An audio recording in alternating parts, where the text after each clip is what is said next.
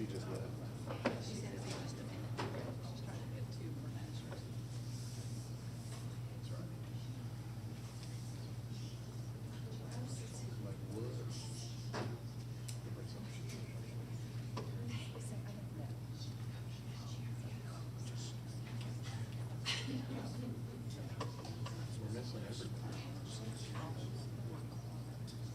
Everybody's gonna.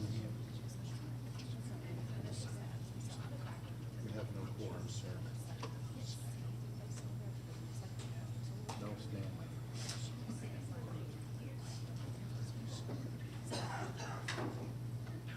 LJ, is he charging the car up on 5 now? Right. Yeah. How much you been paying?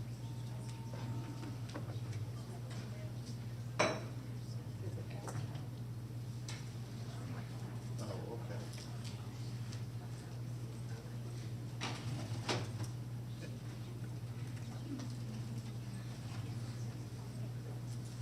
Thanks, everyone, for being here today. I'm just asking for your patience. I understand there's been some traffic, and we have a couple of people we're still expecting this morning.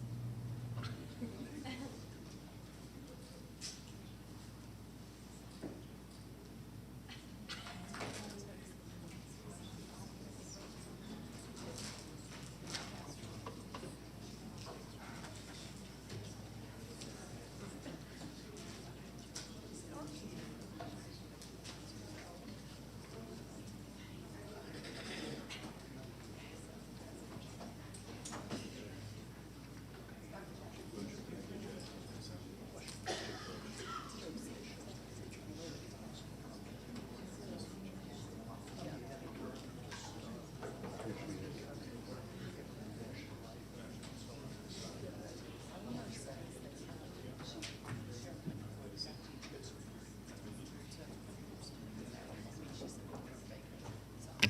All right, good morning again, and thank you, everyone, for being here. Our Board of Commissioners meeting will begin with our invocation by Pastor James Edwards, or anyone here from the Living Waters Ministries. Is anyone here from Living Waters?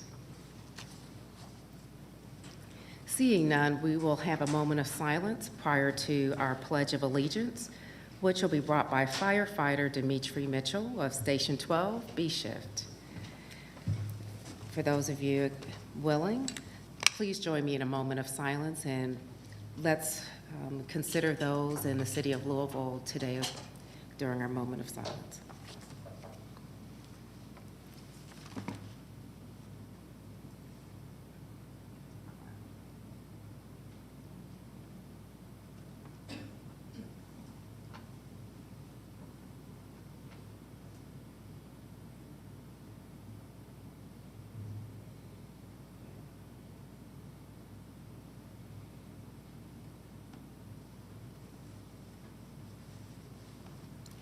Thank you. We will now stand for our Pledge of Allegiance. Good morning, everybody. Join us in stating the pledge. I pledge of allegiance to the flag of the United States of America and to the republic for which it stands, one nation, under God, indivisible, with liberty and justice for all. Thank you. Our meeting is now called to order. Our first matter of business is to recognize a number of people who are here with us in the audience today. The first two presentations, or the first one, I think we have a number of people from the DA's office. We will be presenting a proclamation designating April 23rd through the 29th as Crime Victims' Rights Week in Cobb County. For those who are here as part of this presentation, please join me up front.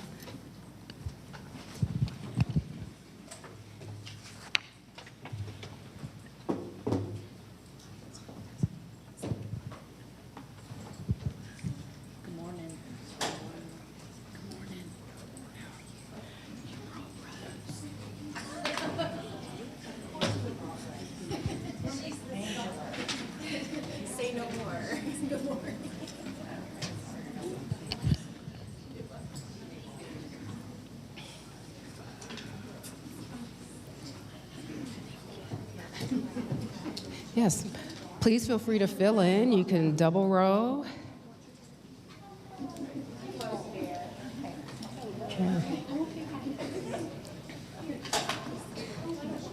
Okay. I think the number of people that are here reflects the fact that any good work has a great team behind it. So thank you all for everything that you do. And I'm going to thank myself for what I'm going to do, and that's get the right proclamation. All right.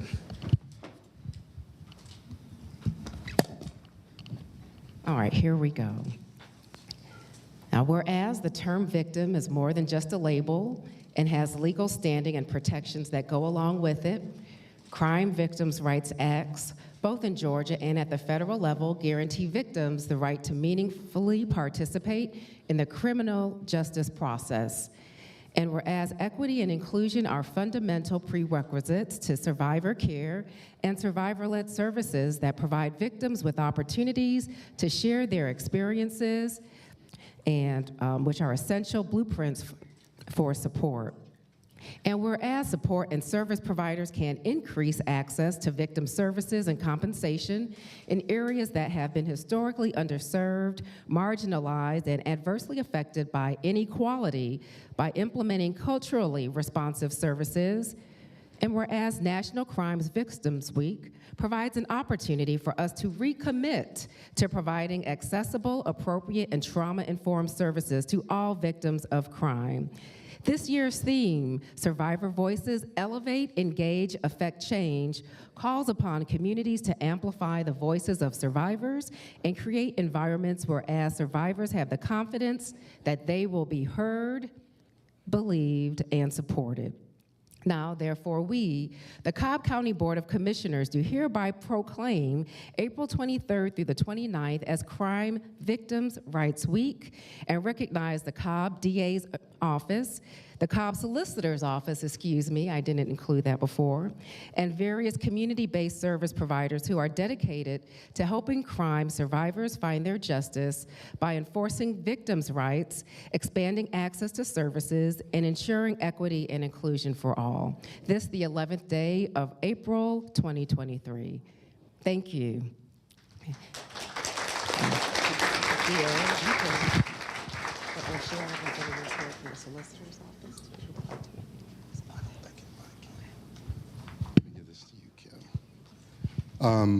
First of all, I want to thank everyone for being here.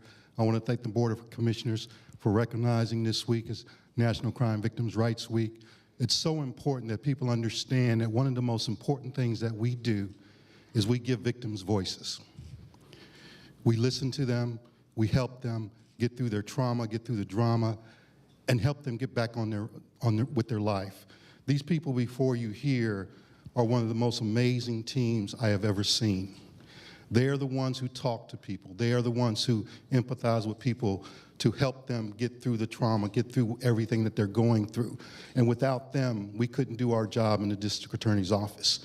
They are one of the most important cogs that we have, making sure that our victims understand that we are going to be their voice to make sure justice is sought and justice is found for them and their families. So I want to thank this group here for the amazing work that you do each and every day.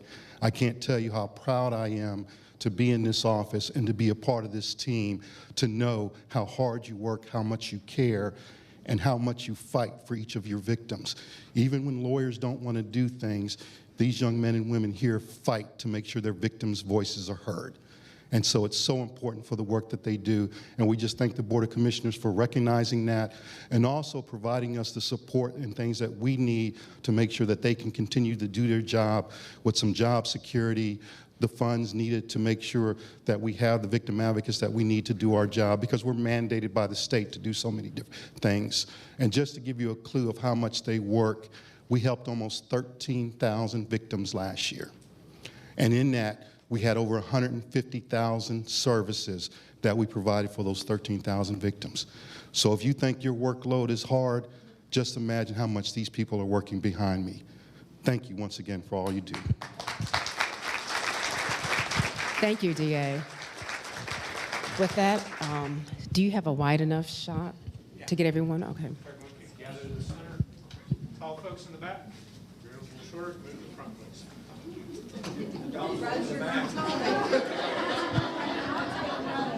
Rose, you come to the front.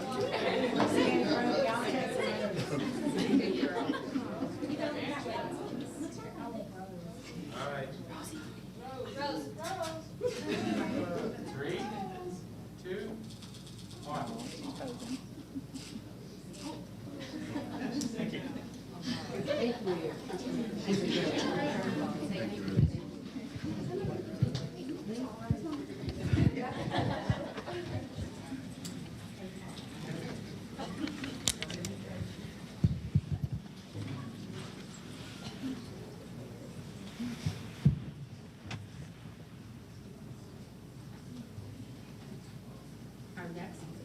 Our next couple of presentations will be presented to those with E911, and the first one is a certificate of appreciation specifically for evening A shift.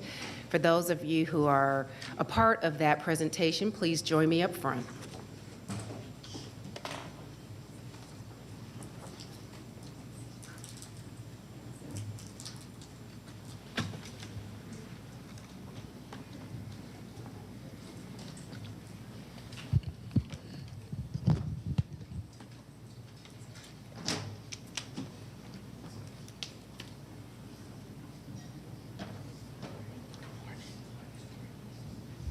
All right.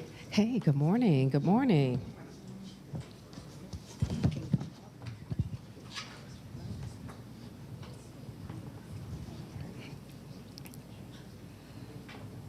This is overdue, but yet there's never a good enough time as the present to pay recognition for those that do, again, great work on our behalf. And this certificate of appreciation goes out to the evening A shift of Cobb County's Department of Emergency Communications. The Cobb County Board of Commissioners honors your display of unrelenting calm and extraordinary valor on September 8th, 2022, one of the darkest days in Cobb County Public Safety's history. This was upon the line of duty deaths of Sheriff Deputies Koleski and Irvin. We also recognize they're receiving the Communications Team of the Year award through Georgia chapters of APCO and NENA, which stand for Association of Public Safety Communication Officials and the National Emergency Number Association. Great, thank you. This certificate is presented with pride to this exceptional team of individuals that make up Evening A. This, the 11th day of April 2023. We thank you so much for all the character and the service you provided during those daunting events. Thank you. Yeah.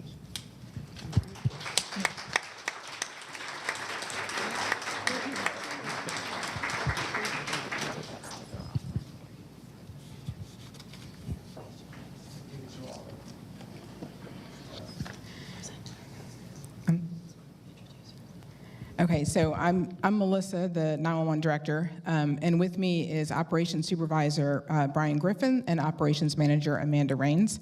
They worked Evening A shift. Evening A just worked last night, so they were a little tired this morning, so the rest of them didn't want to come and represent, but I'll just say a few quick words, if I can get through it. This is a radio transmission that no dispatcher ever wants to hear. But this team did not falter. They immediately jumped into action. With clear and confident precision, the decisive actions and professionalism from this team extended a level of strength and support to our responders on the scene so that they may cohesively carry out their duties for the remainder of this incident. I am deeply proud of this esteemed 911 professionals for their unprecedented level of teamwork, compassion, and competence seen only among true heroes under the headsets.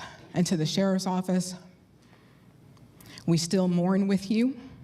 We will never forget your brothers, and we will always have your back.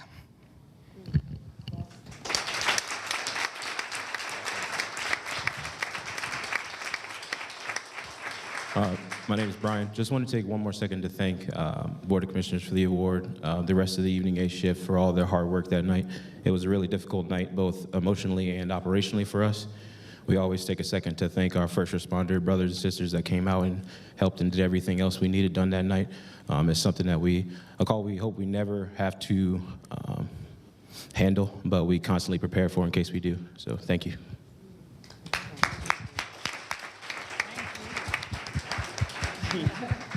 Okay, thank you for your service.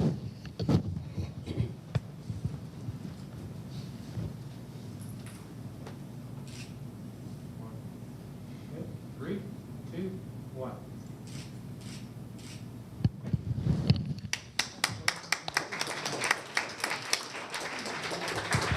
Okay, and the rest of the E911 crew, if you can join me up front, please. We have another presentation for you today.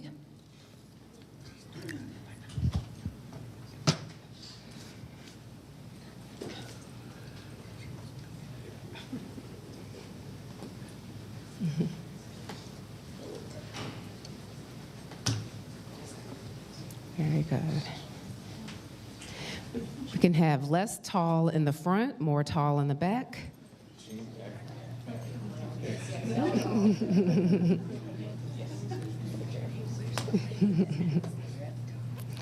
Very good. In continuation of recognition of the great work that goes on within our Emergency Communications Department, we have a proclamation that provides, whereas in 1967, the President's Commission on Law Enforcement and Administration of Justice, some of us know it as CALEA, recommended a single number should be established nationwide for reporting emergency situations. 1 year later, the American Telephone and Telegraph Company announced it would establish 911 as the emergency code. Whereas public safety telecommunicators are the first and most critical contact our citizens have with emergency services, the safety of our police officers and firefighters is dependent upon the quality and accuracy of information obtained from those who contact you with Cobb County 911 Emergency Communications Center. And whereas Cobb County considers public safety telecommunicators to be vital to the community interest, our telecommunicators have contributed substantially to the apprehension of criminals, to the suppression of fires, and to the treatment of patients. And whereas Cobb County's 911 Center is proud to support the telecommunicators' mission and their everyday duties, they provide excellent and professional service to our residents.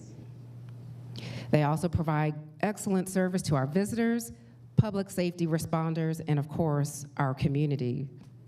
They bring order to chaotic situations and aid where it is urgently needed. Therefore, we, the Cobb County Board of Commissioners, do hereby declare the week of April 9th through the 15th to be National Public Safety Telecommunicators Week in Cobb County, Georgia, and we encourage all of our residents to acknowledge and honor those whose diligence and professionalism keep our county safe. This, the 11th day of April 2023. Congratulations and thank you all. Appreciate it. This goes back to you.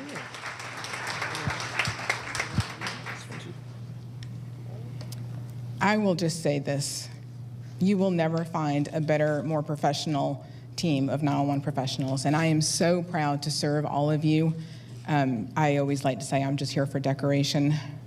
They do all the work. So thank you guys, and thank you commissioners for your support, County Manager, Chief Johnson. We appreciate it. Thank you.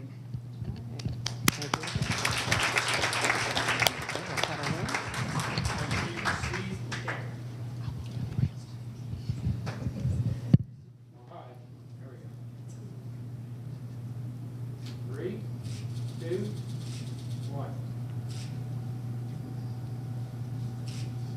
Thank you.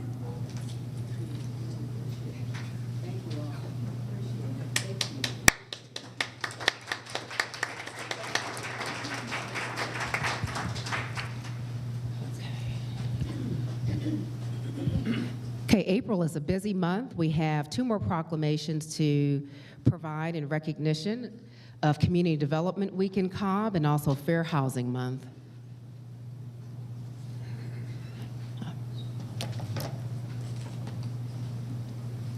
Okay, for anyone here for those proclamations, please come on down.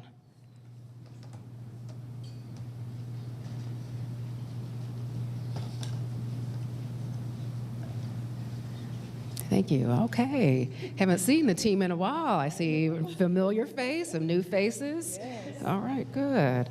And we can come on down to center it out a little bit. Oh, yep. Yeah, I'll go this way. Very good. All right, whereas this year marks the 37th anniversary of the National Community Development Block Grant Program, a highly successful program in Cobb, and we have been participating in this program now for 37 years. The National Community Development Association recognizes the week of April 10th through the 14th as Community Development Week. This year's theme is celebrating the impact of CDBG and home programs.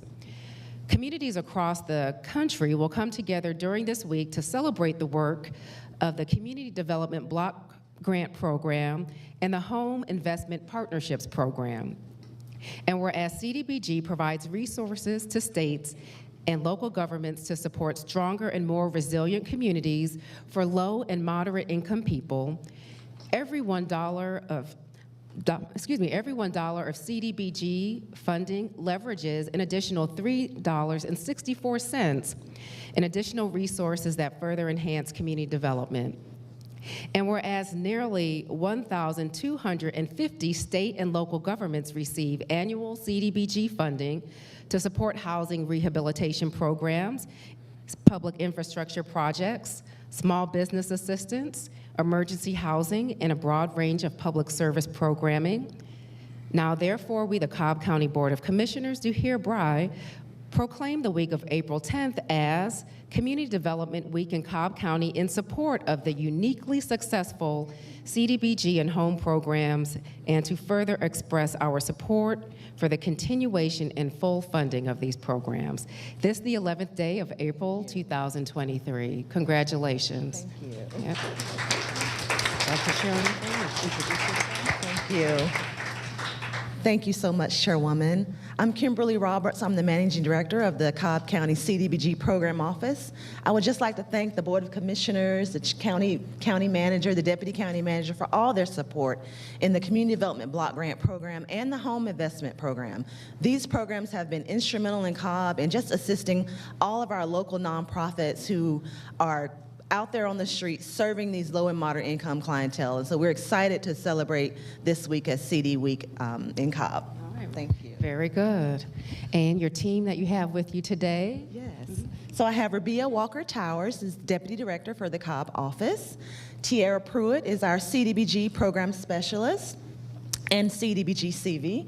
Carla White is our CSBG, and this is a lot of acronyms, Community Services Block Grant Program Specialist, and EFSP, Emergency Food and Shelter Grant Program. And we have Victoria Torres, and she does our home program and our home ARP program. All right. Thank you. Very good. Thank you. 3, 2, 1. Thank you. All right. Thank you, ladies. And I believe you're here for one more proclamation. All right.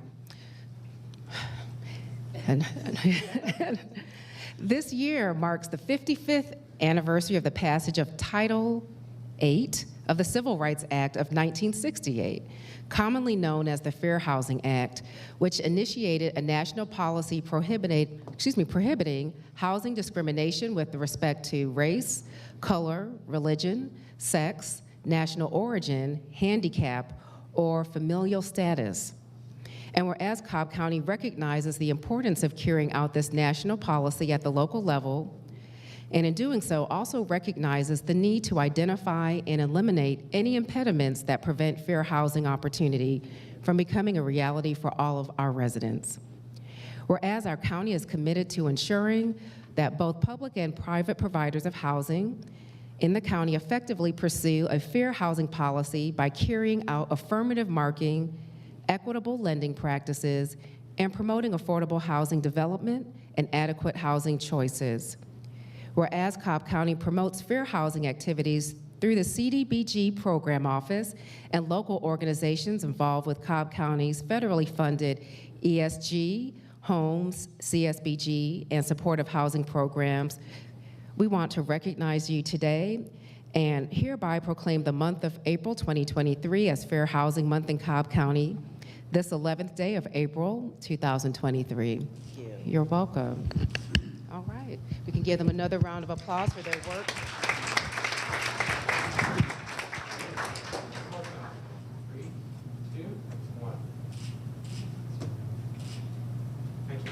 Thank you, ladies. Appreciate it. Good seeing you. Take care. All right, and our final proclamation will be brought by Commissioner Gambrill.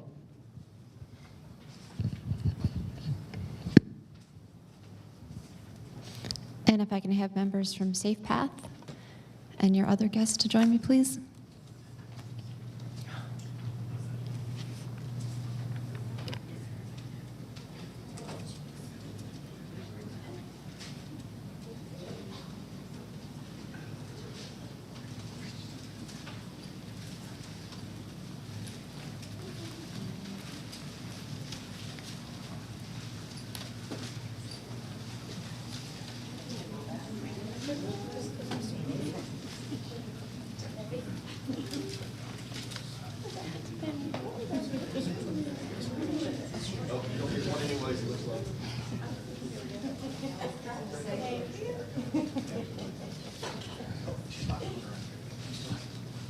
I think Dr. McMorris wants one.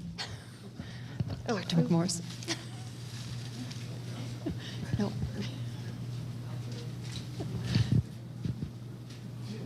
Do you guys want one? Do you want one?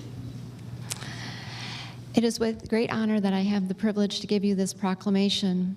Whereas child abuse is a significant problem in the United States and the effects can be traumatic and long-lasting, it occurs at all socioeconomic levels, across ethnic and cultural lines, within all religions, and all levels of education. Neglect is the most prevalent form of abuse. Nationally, every 10 seconds, a report of child abuse is made, and more than 5 children die every day due to abuse. 1 in 10 children is a victim of child sexual abuse before the age of 18, and 80 to 90% of trafficked youth have been sexually abused before they are trafficked. And whereas Safe Path Children's Advocacy Center Incorporated is a private nonprofit organization founded by the Coalition for Child Abuse Prevention. It is governed by a volunteer board of prominent professionals and residents. Safe Path partners with the Cobb community to improve the lives of children victims of abuse by reducing the trauma to children and their non-offending caregivers, and whereas a comprehensive team approach to investigating, prosecuting, treating, and preventing child abuse is used by Safe Path. Some abuses include physical abuse, neglect, sexual abuse, sexual exploitation, internet crimes, children fatalities, and children who have witnessed domestic violence and homicide. And whereas the organization is fully accredited by the National Children's Alliance at the national level. It is a full member of the Children's Advocacy Centers of Georgia, Incorporated. Safe Path serves as a mentor site for developing and existing children advocacy centers around the country. Under the guidance, dedication, and vision of its board of directors, Safe Path has provided about 20,000 child victims and their non-offending caregivers around 131,000 units of service since the center's start in 1995. And therefore, we, the Cobb County Board of Commissioners, do hereby proclaim the month of April Child Abuse Prevention Month in Cobb County and commend Safe Path Children's Advocacy Center Incorporated for its unwavering commitment to helping better the lives of victims of all forms of child abuse. This, the 11th day of April, 2023. Thank you.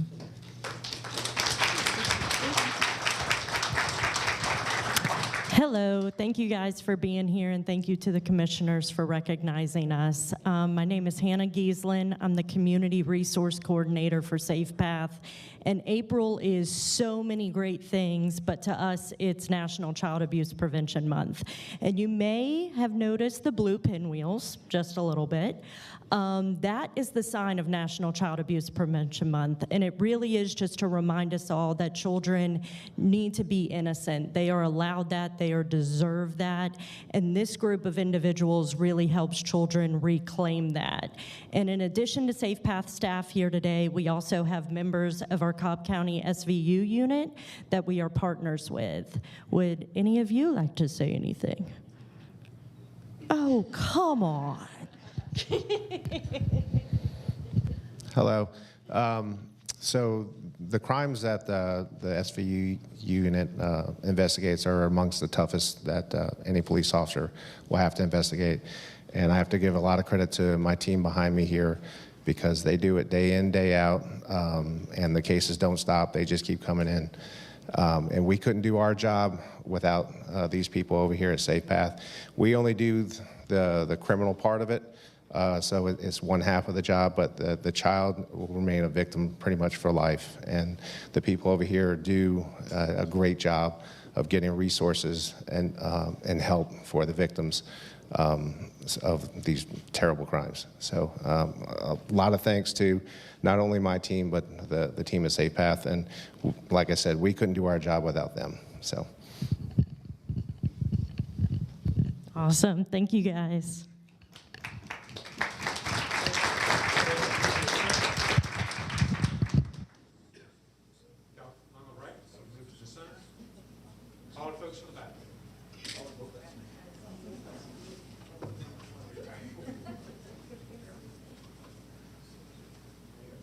See the camera. 3, 2, 1. Couple more. 3, 2, 1. Thank you.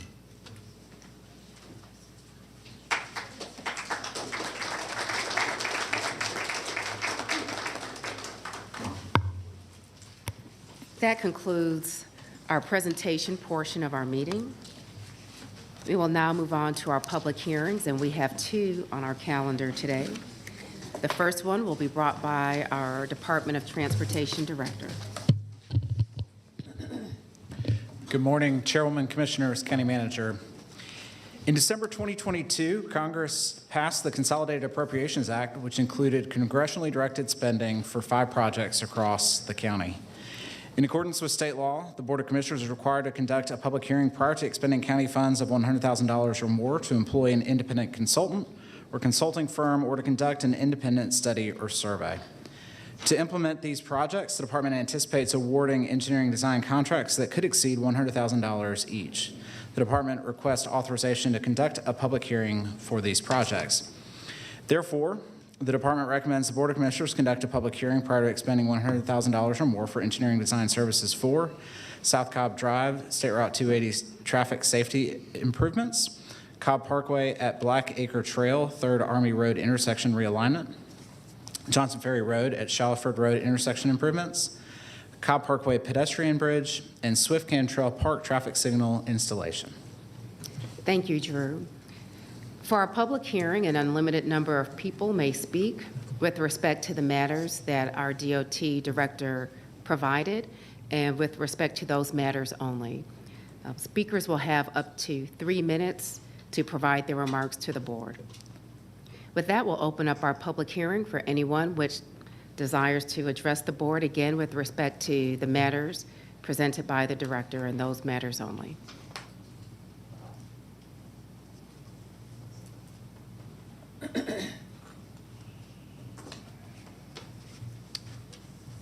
Good morning. My name's Craig Harfoot, chairman and members of the board. You know, I keep asking about these things. I did a lot of trying to research, but apparently all the major road contractors are now embedded in DOT, like Arcadis and others. And I just can't get an explanation why we need outside contractors still when the people that are actually doing these projects are in the DOT. And I mean, there's guidelines by the federal government, how you got to build stuff. They keep coming out. You know, it's like when I was a caseworker, the regs changed all the time, you know, and you got to just keep up with them. It's called continuing education for the people in your staff. So I still don't see the transparency. You know, it's like there should be an easy way to see when you award it. I mean, if you're kind of keep it secret until somebody bids on it, but how many bidders are there? And later you got this other thing coming up, and it speaks to that, but it's still too, you can't see it. And anyhow, it's really about how are you spending our money?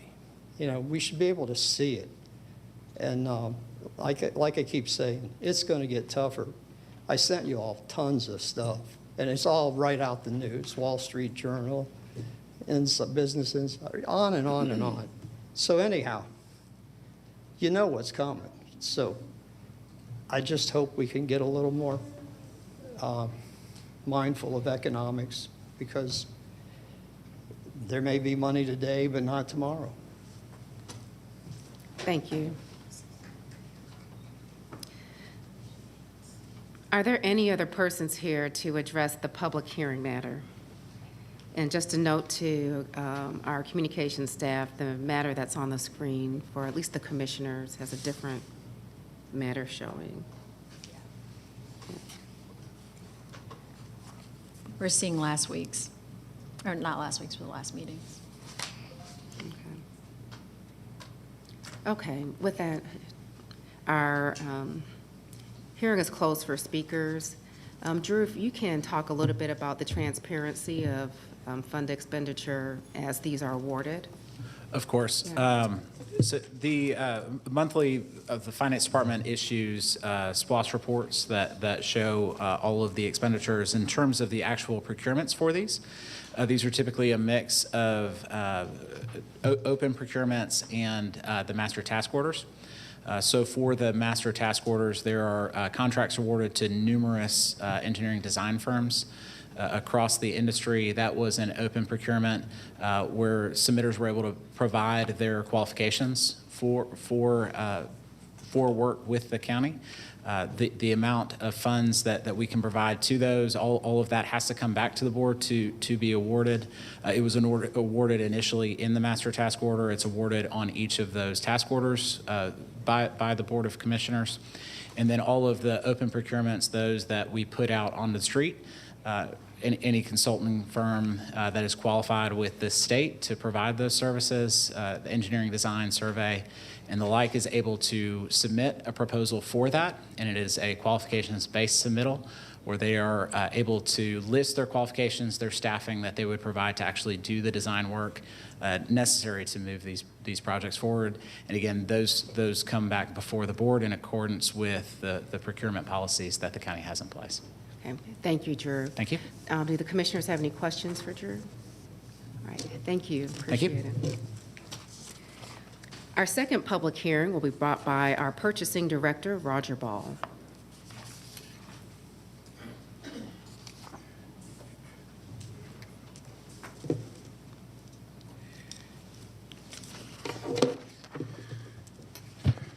Good morning, Chairwoman. Good morning.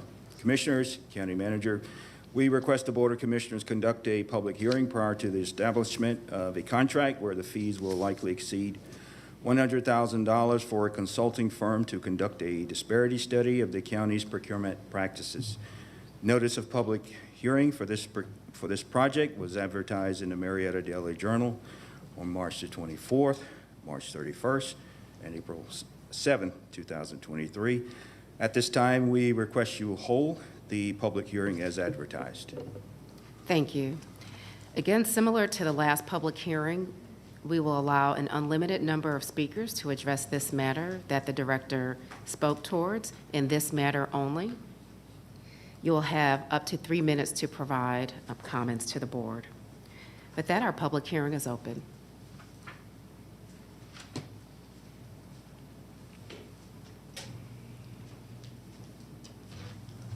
Again, my name is Craig Harfoot, and this is what I was talking about,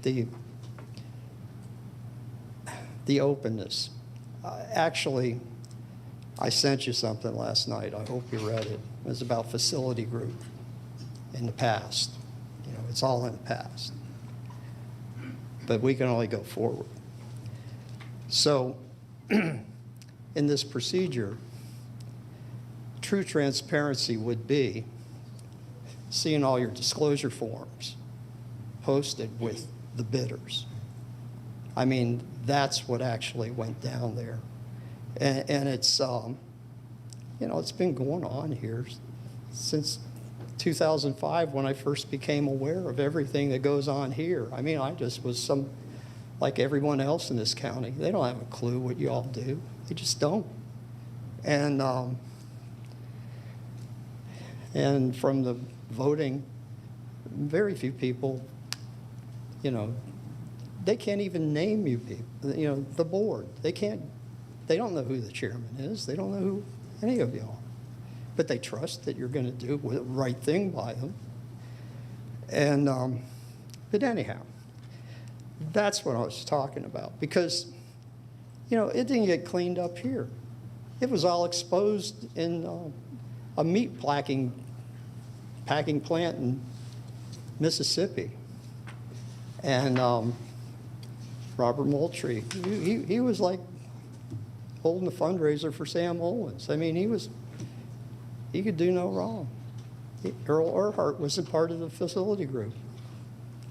And there's others, but I sent it to you so you can read that. But the problem is, in Mississippi, it wasn't protected. And boom, you know, and in between 2005 and when they actually convicted him, Johnny Isaacson's in the congressional records honoring the guy. So, nah, he was safe here until he wasn't. But that's what I mean. True transparency is showing us who has access by campaign contributions and then who actually gets the contracts. So I hope I'll do that study for you for free. I really will. And I made that offer once upon a time, and everybody thought it was funny, but it isn't funny. Thank you. Thank you.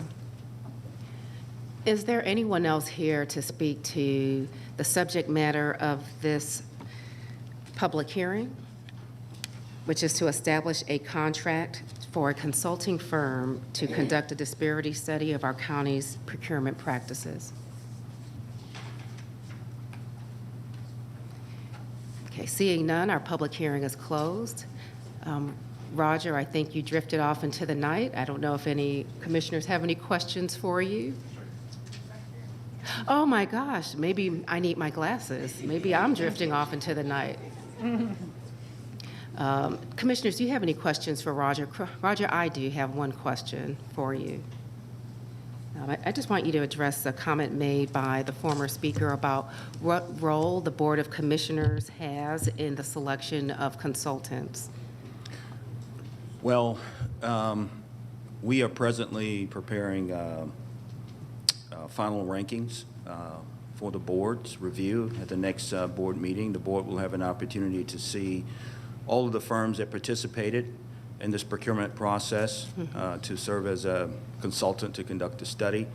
And the board will also have a subsequent opportunity to approve a final award as well, Okay. which is all in alignment with our procurement policy. All right, as far as the selection of initial contractors that are being considered, what role does the board play with those contractors? The board has no role in it. That's a separate and independent RFP evaluation committee that is appointed internally and separate from the board. Thank you, appreciate that. Yes, ma'am. All right, with that, our public hearing again is closed. Appreciate that. We will move on to the consent agenda portion of our meeting. Oh, I'm sorry, I'm quick. No, I don't want to hear from the public. Excuse me, we'll go into public comment. And thank you, Chairwoman. how many speakers we have? 3. 3, okay. As the board provides the podium for public comment, it's appropriate to review the related meeting rules. Please state your name and if you're speaking on behalf of an organization. All comments should be addressed through the chair. Public comment is not a dialogue with the board, but an opportunity for speakers to provide their comments to the board. The comments should not be impertinent, derogatory, offensive, or slanderous. To that end, the board encourages, regardless of the topic, for the audience to be respectful and courteous to the speakers. Everyone attending this meeting should give others the right to both listen and be heard by treating each other with civility. Statements made during the public comments portion do not necessarily reflect the opinions of the board or the administration of Cobb County government. And as a reminder, and for those first-time people, there is a timer on the podium that keeps track of the time. The first speaker is Kevin Redmond.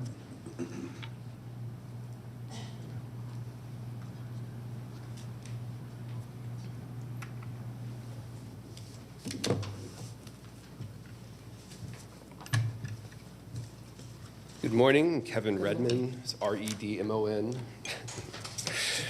from East Cobb. So during the February evening Board of Commissioners meeting, there were a number of people who stood here for public comment and spoke against diversity, equity, and inclusion. And I've been attending these meetings long enough, and it hasn't been that long, to have heard this before. That's why I wanted the opportunity to speak about this from my own perspective on why DEI programs are important and why I'm glad that the leadership here in Cobb County sees the importance in them as well. As to diversity, there's no question that race and gender underpin the foundation of what this concept really means. I mentioned before that I am in sales. I'm actually in IT sales and can tell you from real life experience that the IT industry as a whole is struggling with this. If you want to see what I mean, all you have to do is attend an IT conference. It's a sea of dudes, right? But I will say that the diversity of these conferences has improved a lot since the first one I attended in 2005. And that is due in some part to the introduction of D&I and DEI programs. And it goes well beyond understanding hiring bias, whether it's unconscious or conscious. I've spoken with a number of people who work in this field, and they have told me there's also a pipeline problem. Simply not enough diversity of students in high school and college going through STEM programs. Much of this is due to the perception that the world of technology isn't for people like them. But with a much more programmatic and informed approach to this within the schools, the diversity of students entering the STEM fields are increasing.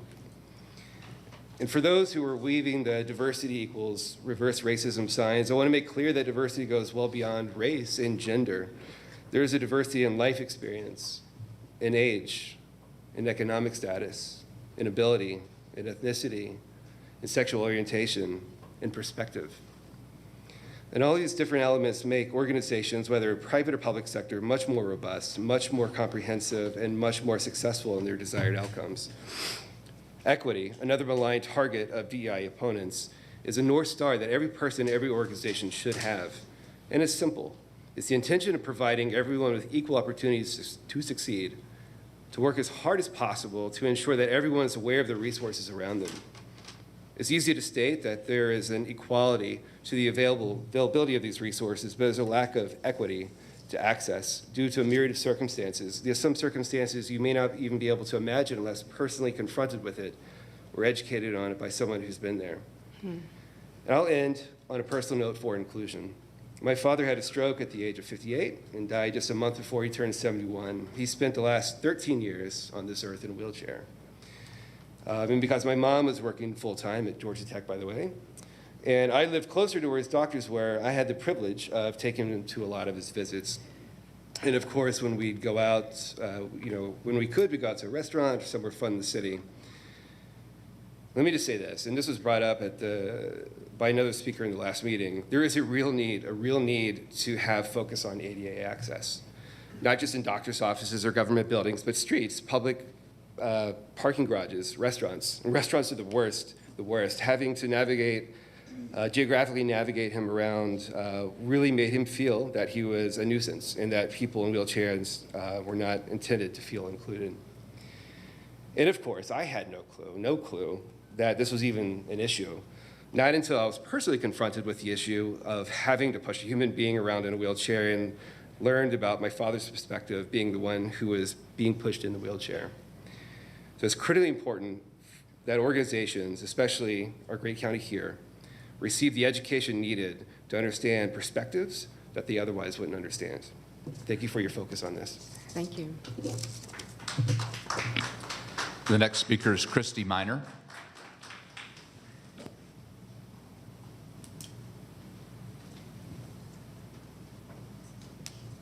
Good morning, Madam Chair. Oops, can you hear me?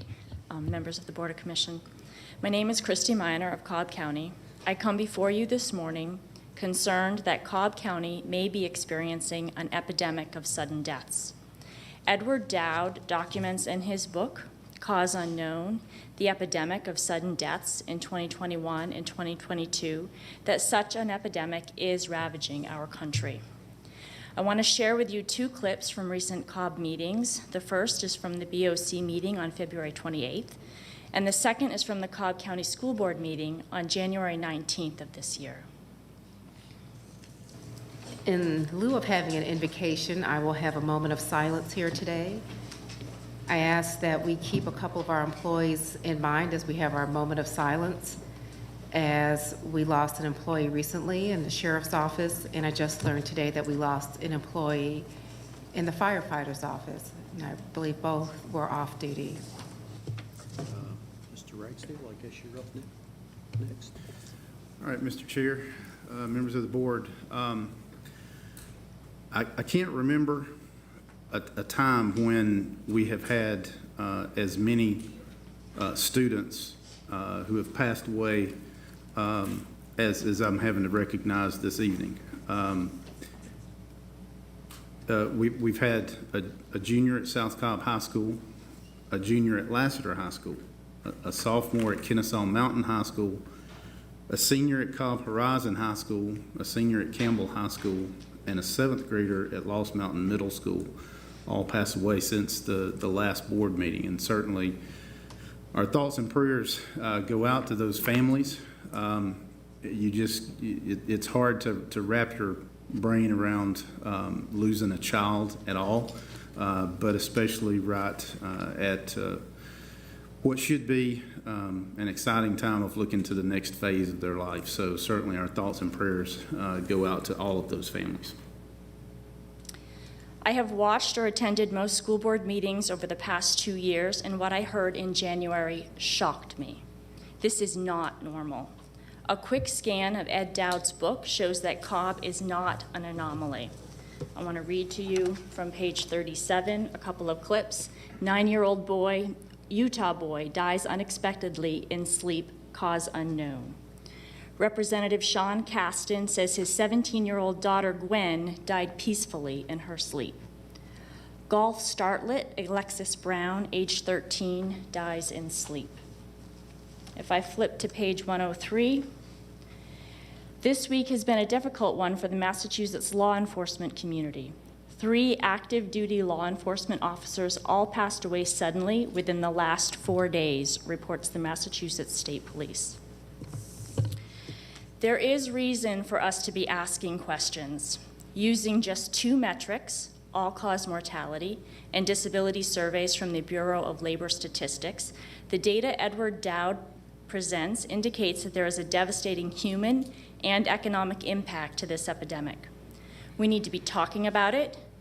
We need to be verifying its presence or absence. If data indeed indicate reason for concern, we need to be investigating the cause and seeking solutions. Knowing what you know now, as ethical representatives who take seriously your oath to serve the citizens of Cobb, I expect no hesitation on your part in asking the questions, starting at the Cobb Board of Health meeting scheduled for next Thursday, April 20th. I appreciate your time. Thank you. The next public speaker is Craig Harfoot.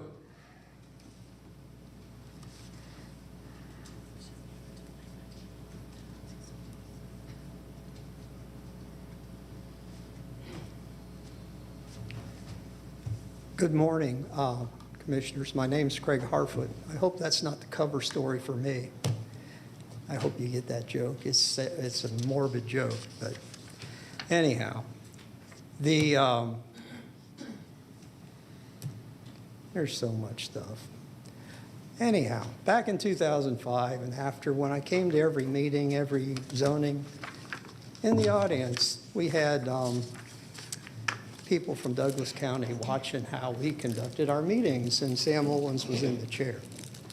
And then we got hooked up in the Cobb Douglas Health Department system. And over the weekend, I saw that the governor removed 3 Douglas County board members, and I'm like, no, I didn't get any more story than that. And there's already people I saw going to want to fill the job. And I mean, all these things just creep me out. They really do. I mean, but anyway, there's so many things. Well, I was talking about the food crisis. Over the weekend, it took them a week to get this news report out on major CBS, I think it was. California, crop losses. They're telling everybody, get ready. No vegetables, here. Everything's flooded, so they couldn't sell it. And the first time I saw it was $9 billion worth of produce, but it's a $50 billion industry.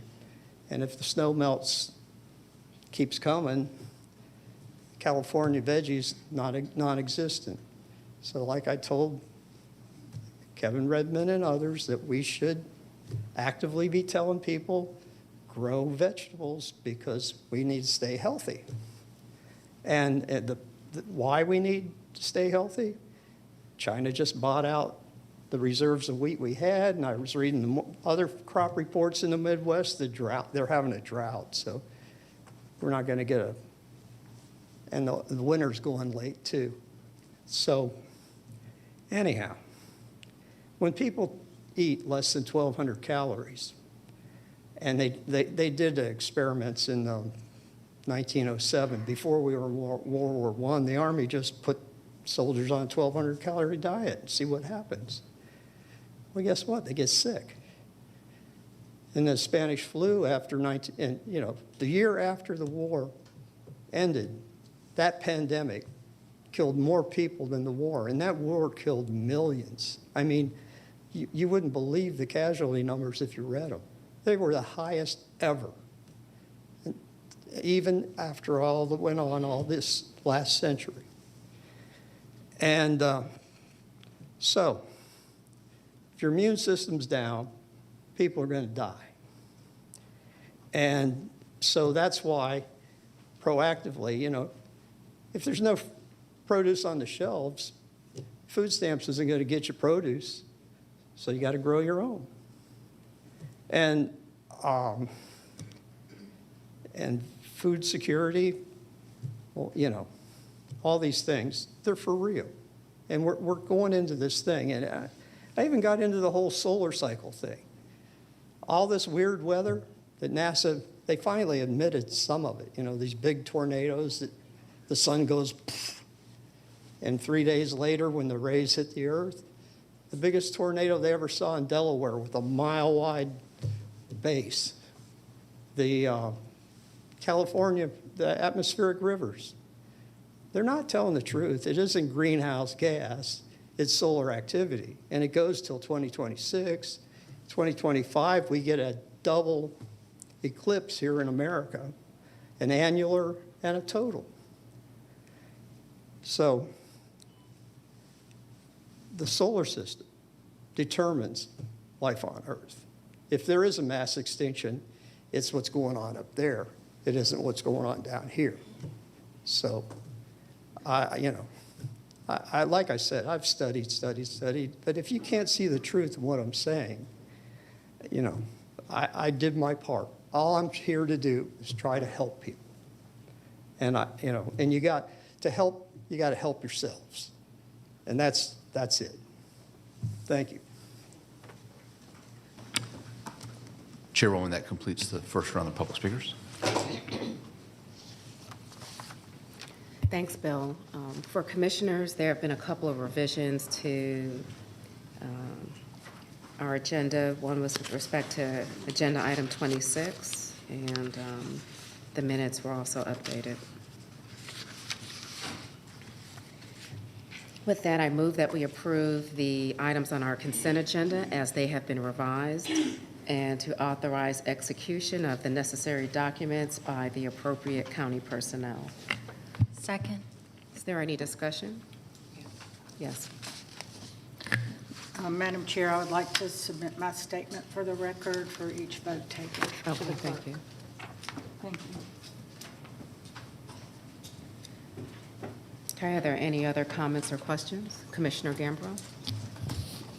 Yes, I'd like the court to record my statement as noted in today's agenda item, starting on page 232. And then also, can we just have confirmation, because we caught that the agenda was incorrect for the one, that the correct consent agenda was scrolling for the audience to see prior to our vote? Okay, I'm seeing a thumbs up from our clerk. Yes, I had checked with Ross, and the correct one was scrolling. Yes, you're welcome. Okay. Are there any other questions or comments? Okay, with that, call the question. The motion passes 5-0. Thank you. Moving on to our regular agenda, our first tab will be that for water. That will be provided by our Water Systems Director. Good morning, Chairwoman, Commissioners, and County Manager. The Water System requests the Board of Commissioners to approve a work order under the FY23 Stormwater Management Unit Price Contract with Ray Campbell Contracting Company for 4728 Northview Road in the amount of $71,388. This is a joint project with Cobb DOT, so a portion of the project will be funded with lost funds. Thank you. Commissioner Burrow? Motion to approve. Second. Is there any discussion on this? All right, call the question. The motion carries 5-0. Thank you, Commissioners. Our next tab is for DOT.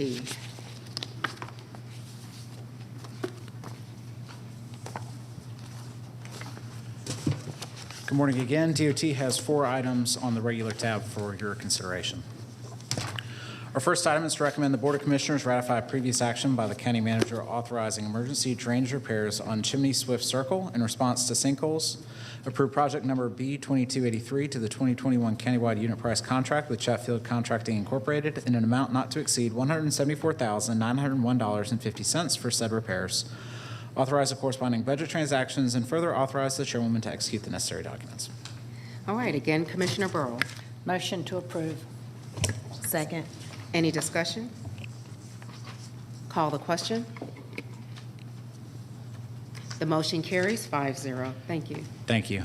Our next item is to recommend the Board of Commissioners approve change order number 2 final to the contract with Chatfield Contracting Incorporated. The savings to the project in the amount of $14,534.97 for drainage system repairs on Brookcrest Drive, project number D2837. Authorize the corresponding budget transactions and further authorize the chairwoman to execute the necessary documents. Commissioner Richardson. So moved. Second. Any discussion? Call the question. The motion carries 5-0. Thank you. Our next item is to recommend the Board of Commissioners approve a contract with Brooksbury Haney & Associates Incorporated in an amount not to exceed $462,131.50 for traffic signal upgrades for Due West Road at Midway Road, project number E5044, Acres Mill Road at Overton Park Drive, project number E5045, Cumberland Parkway at Adams Lake Boulevard, project number E5046, Windy Ridge Parkway at Circle 75 Parkway, project number B2551, and Cumberland Boulevard at Acres Mill Road South, project number B2552. Authorize the corresponding budget transactions and further authorize the chairwoman to execute the necessary documents. Commissioner Gambrill. So moved. Second. Any discussion? Call the question. The motion carries 5-0. Thank you. And our final item this morning is to recommend the Board of Commissioners authorize revision of the FY23 Federal Transit Administration Carbon Reduction Program grant budget for transit capital projects to utilize insurance proceeds received for a federally funded capital asset and further authorize the corresponding budget transactions. All right, so moved. Second. Any discussion? Call the question. The motion carries 4-1 with Commissioner Gambrill in opposition. Thank you. Thank you. right. Our next tab is for Public Services, and our first item is for Parks. Good morning, Chairwoman, Commissioners, Madam County Manager. We have 3 items for consideration this morning from Parks. Our first item is for the Board of Commissioners to approve a contract with Surface Masters Incorporated to provide construction services for parking lot resurfacing at West Cobb Aquatic Center under the 2022 Parks Plus program. The parking lot at West Cobb has outlived its useful life and is in a high state of deterioration. We ask the Board of Commissioners approve the contract in an amount not to exceed $182,912, authorize the corresponding budget transactions, and further authorize the chairwoman to execute the necessary documents. Commissioner Sheffield. So moved. Second. Is there any discussion? Call the question. The motion carries 5-0. Our second item is for the Board of Commissioners to approve a contract with Axis Infrastructure, LLC, to provide design, cost estimating, bidding assistance, and construction administration for a bridge and sidewalk at Leona Hall Price Park under the 2016 Park Splash program. This bridge will connect the 2 portions of the southern side of Price Park. We ask that the Board of Commissioners approve the contract in an amount not to exceed $97,750, authorize the corresponding budget transactions, and further authorize the chairwoman to execute the necessary documents. Commissioner Gambrell. So moved. Second. Is there any discussion? One question. Mm-hmm.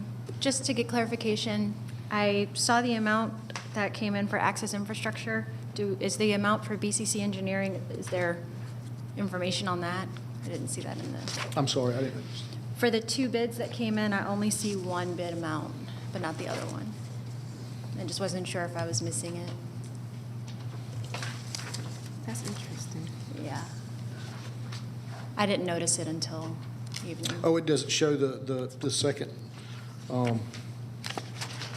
I'm sure it was a low bid, but we'll get back and I'll get back with you on the number on that. Thank you. Thank I you. guess we didn't put that down. Thank you. Okay, are there any other comments or questions? Call the question. The motion carries 5-0. And our final item this morning is for the Board of Commissioners to approve a contract with ABC Concrete Finishers to provide construction services for concrete cart path replacements at Cobblestone Golf Course under the 2022 Parks Plus program. The cart paths are very unstable and are causing serious damage to our cart fleet. We ask that the Board of Commissioners approve the contract in an amount not to exceed $215,430.97, authorize the corresponding budget transactions, and further authorize the chairwoman to execute the necessary documents. Commissioner Gambrell. So moved. Second. Any discussion? Call the question. The motion carries 5-0. Thank you. Thank you. All right, our next tab will be brought by the County Attorney's Office. Good morning, Chairwoman and Commissioners. As you know, in 2018, the board authorized our office and our outside counsel to pursue litigation against certain manufacturers, distributors, and retailers of prescription opioids. In doing so, we became one of more than 2,000 plaintiffs in the national multi-district opioid litigation. In 2021, the board approved settlement with 3 of the largest pharmaceutical distributors and with manufacturer Johnson & Johnson. In 2022, the board approved settlement with Rite Aid. Today, we're here asking you for authority to join new global settlements with 2 additional manufacturers, Teva and Allergan, and 3 chain pharmacies, Walmart, Walgreens, and CVS. Collectively, these defendants are estimated to pay approximately $20 billion to states and local governments over the next 5 to 15 years. I say estimated because, as with the prior settlements, the exact amount of money flowing into Georgia pursuant to the new settlements is dependent upon the number of local government subdivisions that opt into the settlement. The more that opt in, the greater amount of money that flows into Georgia and ultimately ends up in Cobb County. The best estimate at this time that we have is that Cobb County will receive approximately $15.2 million over the course of 15 years.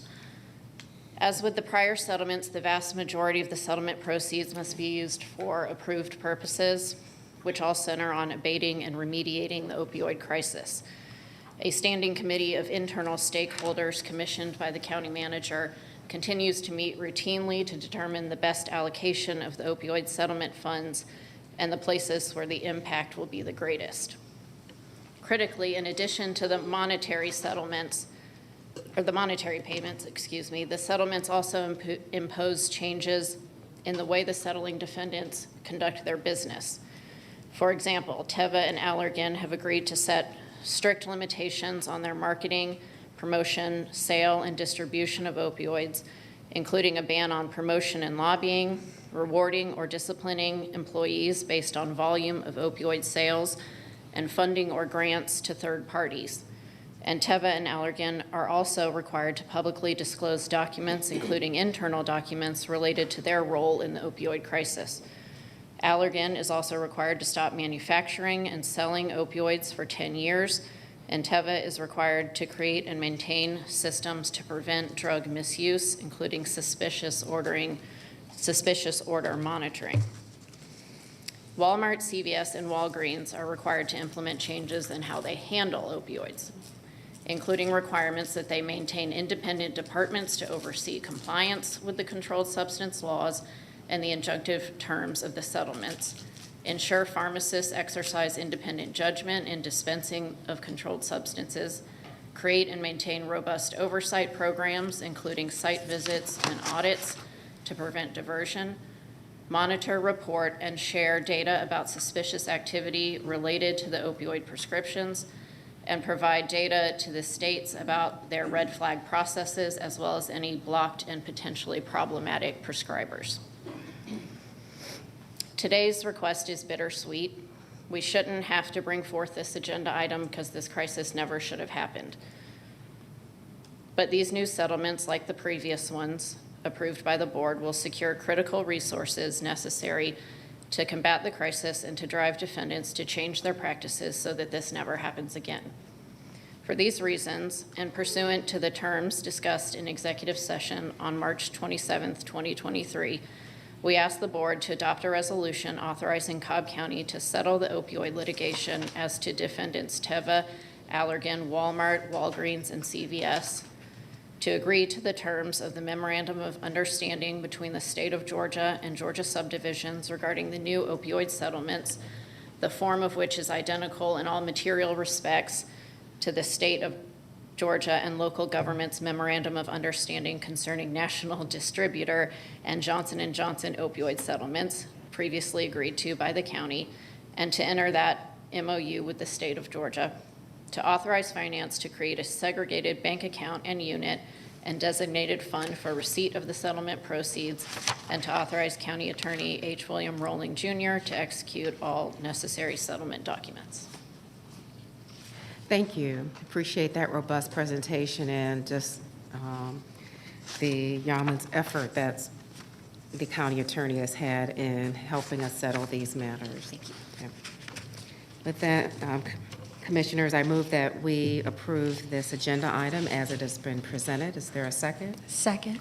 And discussion? Lauren, yesterday we discussed that this is a national lawsuit that Georgia's part of, and Cobb County specifically. And it is going into separate funds, and nothing is going to be distributed or expended until we have a plan in place for that, correct? Exactly, correct. It'll come before you. Thank you. And are there any other comments or questions? All right, call the question. The motion passes 4-1 with Commissioner Gambrill in opposition. Thank you. That, I believe we're at our second public comment. No other comment. We have no speakers, so we will move on to our appointments tab.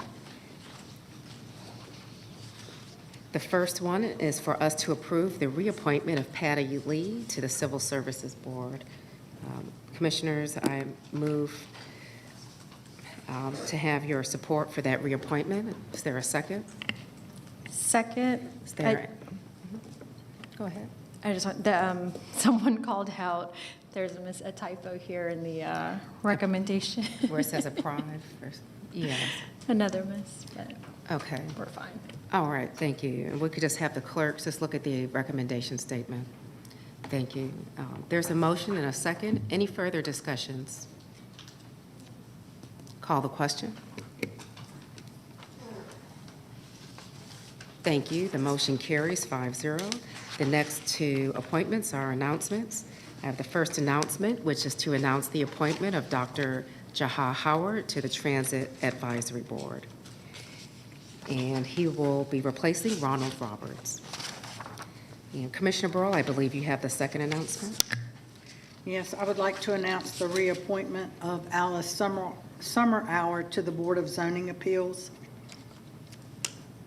All right. And thank her for her service so far and for the remaining term. Thank you. All right. Next on our agenda, we have the Commissioner's Public Address.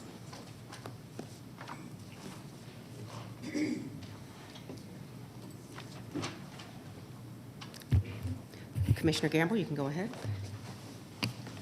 Thank you. Ackworth Arts Fest is April 15th and 16th. Hours are on April 15th will be from 10 a.m. to 6 p.m. and on April 16th from 10 a.m. to 5. The festival will host booths from over 50 whimsical and talented artisans from around the county. The creative booths will feature paintings, pottery, folk art, and jewelry. There will also be a fair from Ackworth's own eateries in the food court. For more information, you can visit www.visitackworth.com. Planning your future. The North Cobb Senior Center at 3900 South Main Street in Ackworth will have Planning Your Future on April 12th from 10:30 to 11:30 a.m. Participants can learn how proper planning and having the essential documents in place can reduce cost, alleviate stress, and provide ongoing legal and financial protection for themselves and their loved ones. The event is presented by Orcutt Law Offices. The event is free, but registration is required.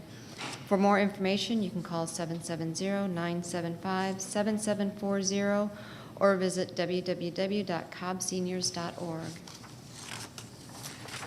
And lastly, our Peace of Mind checklist. The West Cobb Senior Center at 4915 Dallas Highway in Powder Springs will have a Peace of Mind checklist on April 14th from 10 to 11 a.m. Mays Ward Dobbin Funeral Home will lead this discussion about documents every person needs, including wills, power of attorney, Georgia Directive Healthcare, and pre-planning documents. This event is free, but registration is required. For more information, you can call 770-528-8200 or visit www.cobbseniors.org. Thank you.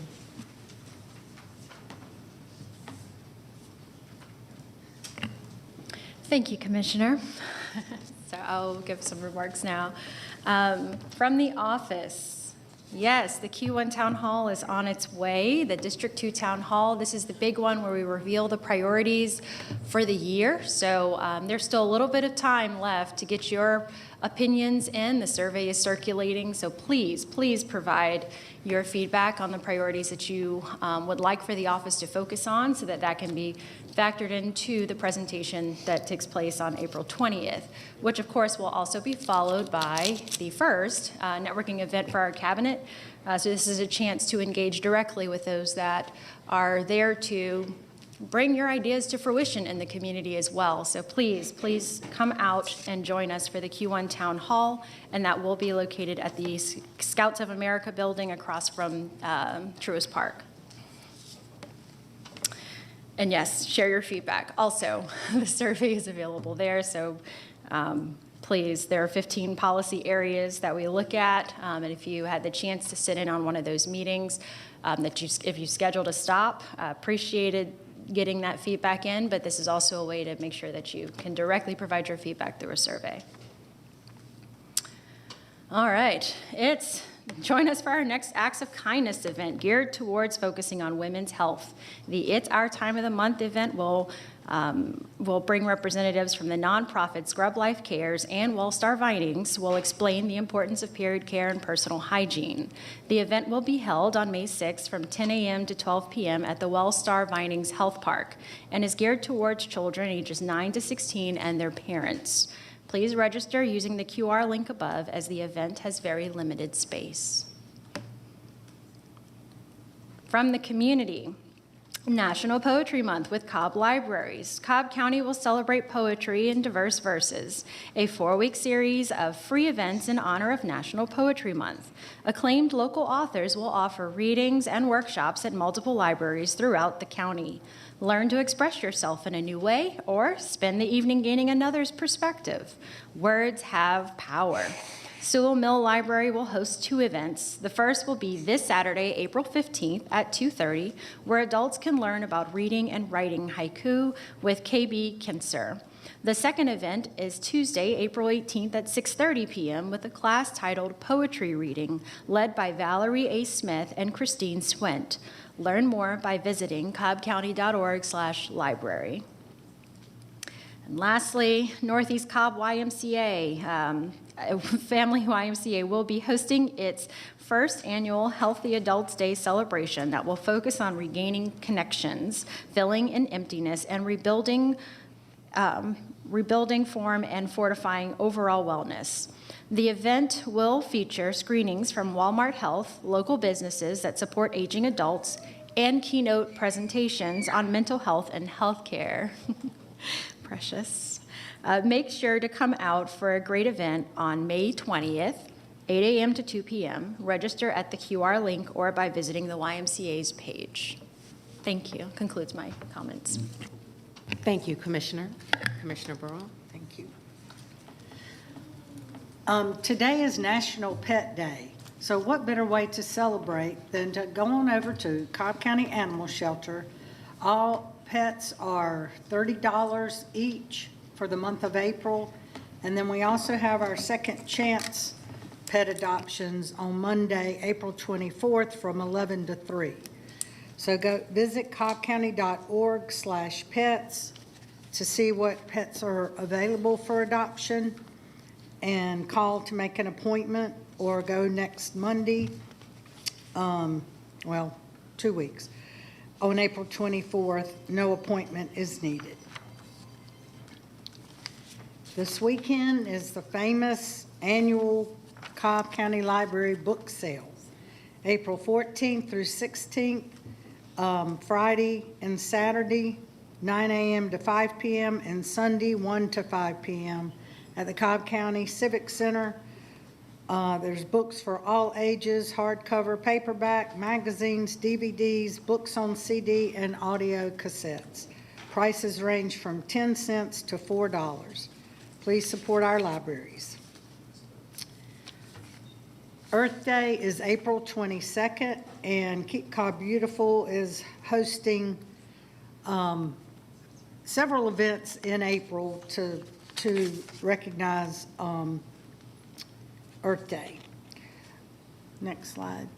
We have a recycling and shredding event 9 to 1 p.m. Saturday, April 15th at Jim Miller Park. Electronics and hefty energy program items will be accepted, and there will also be on-site paper shredding. And then April 22nd from 10 to 2, there are 2 locations for Medication Take-Back Day. One is Precinct 1, the Superstation at 2380 Cobb Parkway in Kennesaw, and the Freeman Pool Senior Center at 425 South Hurt Road in Smyrna. You can visit keepcobbbeautiful.com for more information on what is accepted and not accepted. And then the Master Gardener Plant Sale and Expo is Friday through Saturday, April 21st and 22nd, 10 to 4 p.m. at Jim Miller Park Event Center. Admission is free, so go support our 4-H and Extension. Thank you.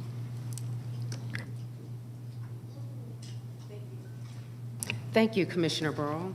We'll next hear from Commissioner Sheffield. Thank you, Madam Chair. Okay. Early voting for the runoff is underway until Friday, April 14th. For the City of Mableton, early voting locations are at the Mabel House, located at 5239 Floyd Road, and at the South Cobb Community Center, located at 620 Lions Club Drive, both in Mableton. Polls will be open from 7 a.m. to 7 p.m. Election Day will be on April 18th for the mayoral and council seats 2, 3, 4, and 5. Please get out and vote in this very important and historic election. Tomorrow is the big day for the grand reopening of the Freeman Pool Senior Center. Join us from 10 a.m. to 12 p.m. at 4025 South Hurt Road in Smyrna. The center closed for a few months for renovations due to a burst pipe during the cold wave in December. We are excited about the renovations and look forward to the reveal. A special thanks to Property Management and Senior Services for getting us back on track. If you plan to attend the ribbon cutting, please call 770-801-3400 to RSVP. And also, please join me for a Spring and Mother's Day gift basket class on May 12th. Supplies will be provided. The Taste of Mableton is Saturday, April 15th. Last year's inaugural event was a huge success. The community came together as one to enjoy multicultural food, great music, community fellowship, and discussion panels to include elected officials. This year's event will have a different twist. The free event kicks off with a parade beginning at 9 a.m., followed by a diverse array of vendors, food trucks, artists, and much more from 10 a.m. to 5 p.m. at the Mabel House Complex located at 5239 Floyd Road in Mableton. Please visit mableton.org for additional information. After witnessing a massive oil spill in Santa Barbara, California, Senator Gaylord Nelson created Earth Day in the spring of 1970 to bring awareness on a national level that there were no legal or regulatory mechanisms to protect our environment. Earth Day is on April 22nd and has been celebrated annually by billions of people around the globe to promote awareness of the health of our environment. How will you celebrate Earth Day? Will you plant a tree, pick up trash around your neighborhood, or join a Keep Cobb Beautiful group to beautify your community? Please join the cause and keep the earth green and clean. And also, save the date for our annual District 4 cleanup in honor of Earth Day and to bring awareness to our challenges with litter. Details to follow in the coming weeks.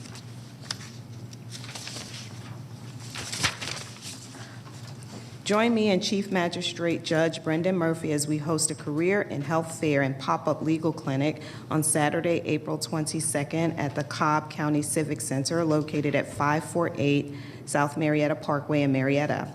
Pre-registration for the legal clinic begins at 9:30 a.m. Free advice will be provided from 10 a.m. to 12 p.m. Cobb County Human Resources Department, Wellstar, Cobb WorkSource, and Chattahoochee Tech will be conducting on-site interviews from 10 a.m. to 1 p.m. The Cobb WorkSource mobile unit will be on-site for job seekers to complete applications and update resumes. Wellstar Cobb will provide free information and health checks. For more information, contact deidre.watts@cobbcounty.org or Tanisha.phillips@cobbcounty.org in Judge Murphy's office. And that concludes my comments. Thank you, Commissioner. Go to the next slide. Please save the date for May 4th for the Cobb County State of the County. It will be at the Cobb County Civic Center.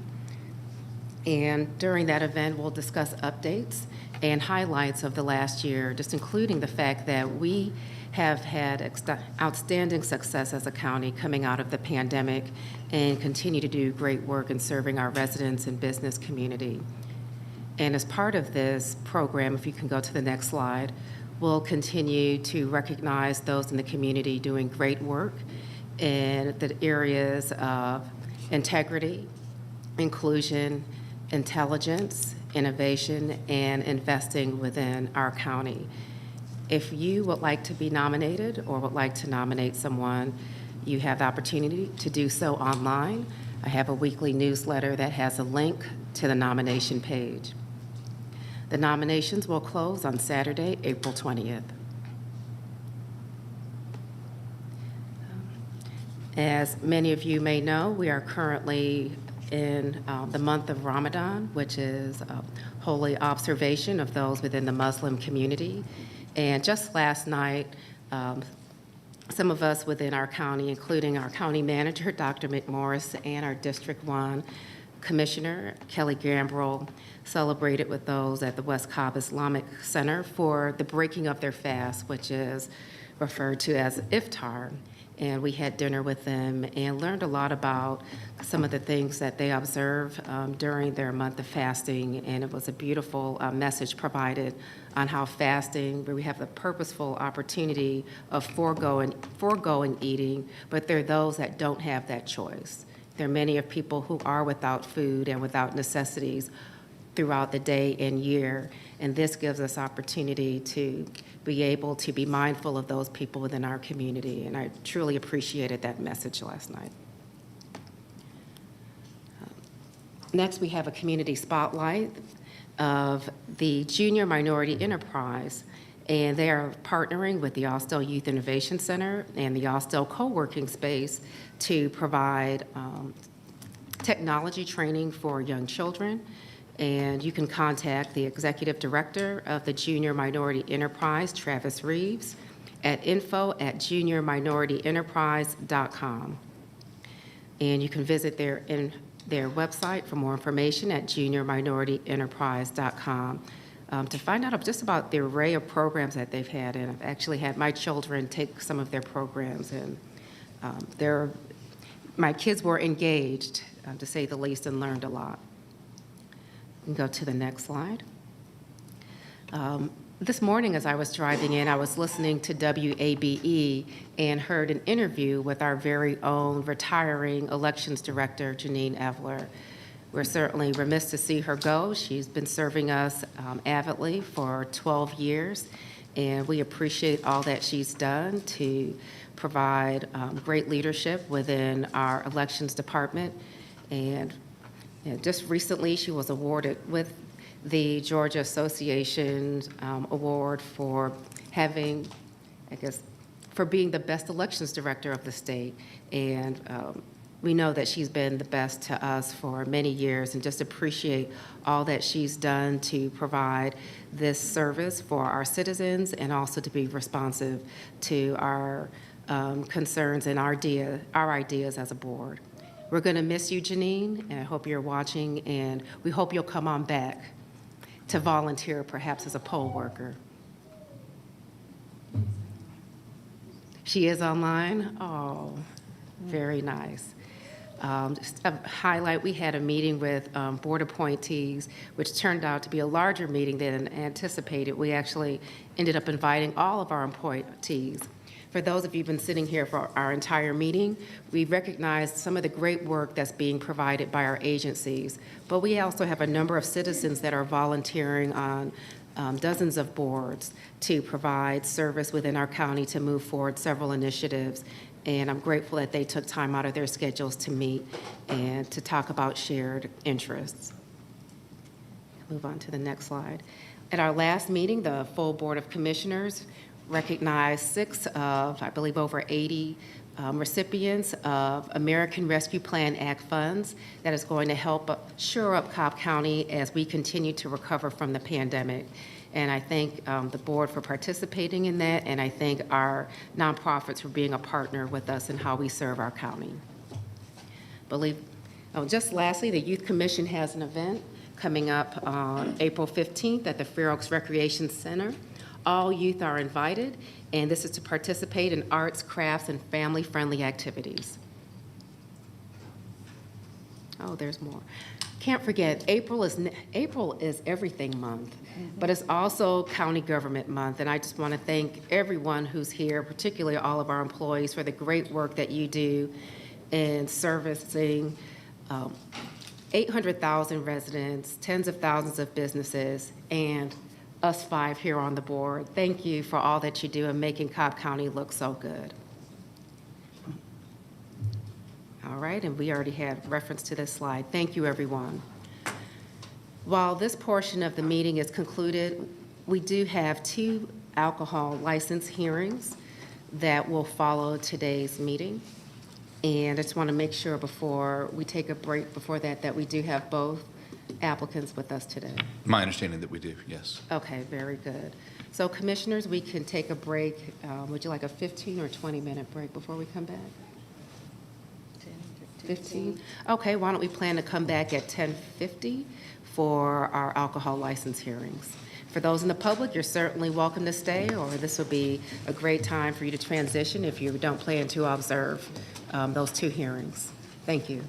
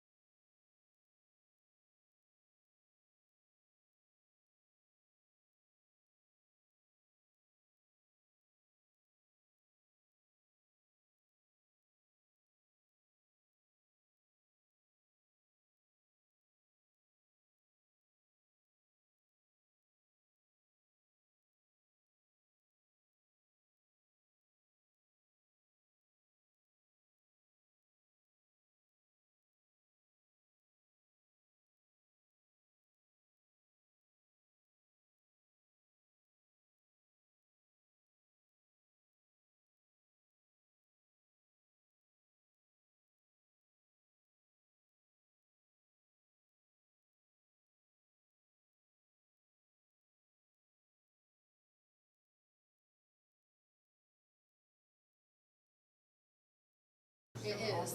Think how bad it is to get into an office coming back to your because you can't turn left. You can't turn left into the country. That's why I put a racetrack in there.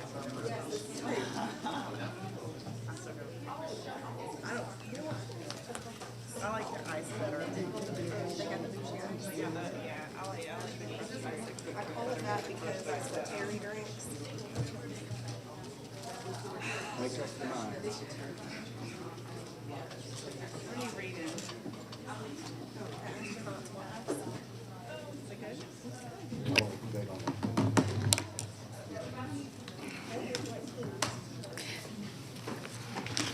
Good morning and welcome back to our Board of Commissioners meeting this April 11th, 2023. We have two community development hearings with respect to alcohol licenses. I believe the first hearing is with respect to Benson Food Mart. Just want to verify we do have the applicant here and is seated up front.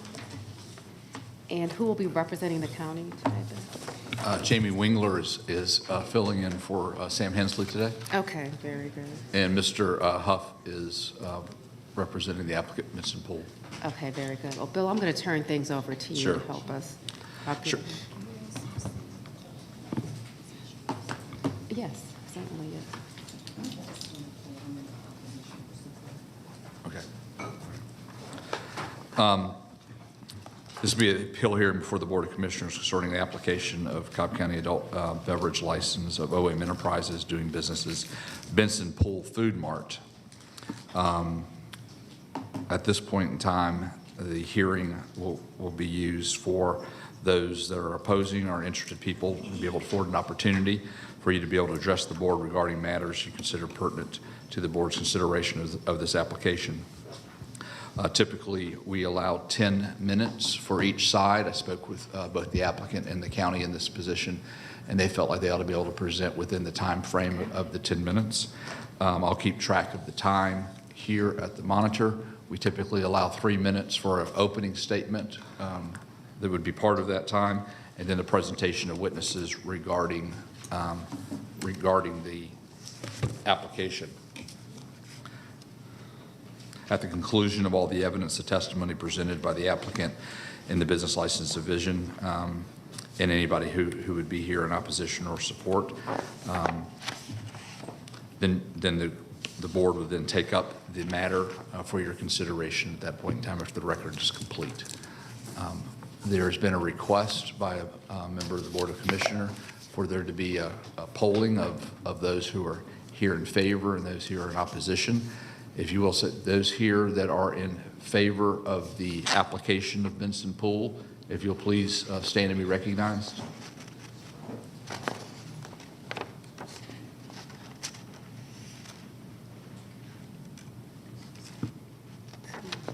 Alicia, how many did you? 17. And of those people who are in opposition, opposition to the applicant's request for an alcohol license, if you would please stand and be recognized. This is for Benson Pool.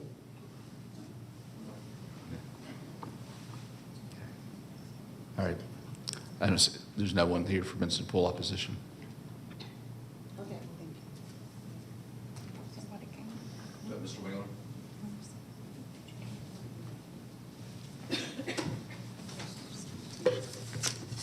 Good morning, Madam Chair, Commissioners. I'm Jamie Wingler. I'll be presenting the presenting attorney today for the Business License Division.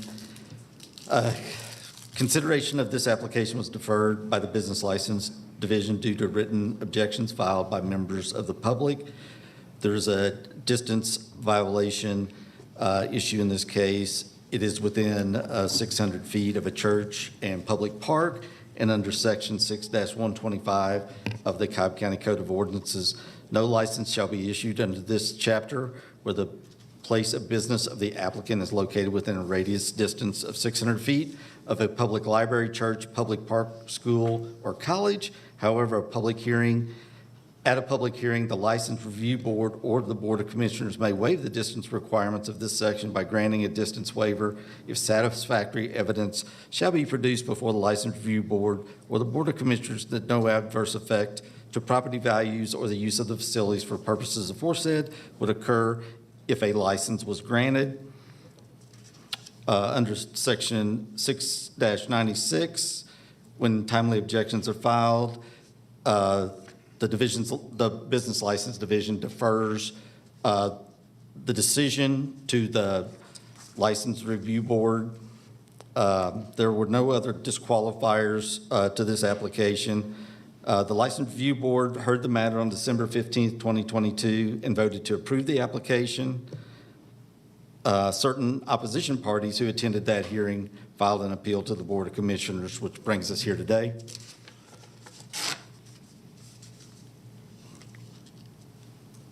The applicant is represented by Counsel Mr. Parkshuff, who will be giving an opening statement. After that, I'll swear in the witnesses and call my one witness, Ms. Alicia Webb. Thank you.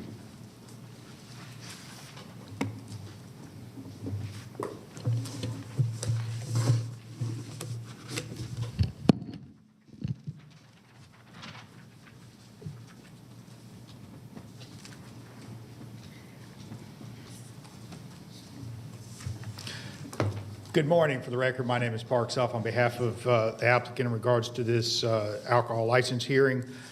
This is a piece of property on Benson Pool Road. Benson Pool Road is a road that runs from South Cobb Drive to Windy Hill Road. It's a signalized intersection on both ends. It's a fairly short road that gives you the context that we're talking about a commercial area.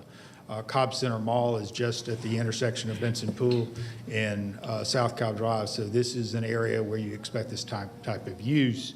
Also have to point out that in September 2022, so just a few months ago, this came before this board for a rezoning specifically for a convenience store, which was approved again in September 2022 with a site plan here showing a convenience store with additional retail space that would face Benson Pool Road with landscaping surrounding it. The stipulations that were part of that zoning, including conditions about the additional use of the additional retail space, about the landscaping and how it presented adjacent to the property's owners behind, and how the landscaping along the front with District Commissioner approving landscape approval. The License Review Board reviewed this application and unanimously Excuse me, recommended. Parks, I'm sorry. I'm sorry. Yes, if you can assist. Thank you. The License Review Board heard the case and unanimously recommended approval of the application.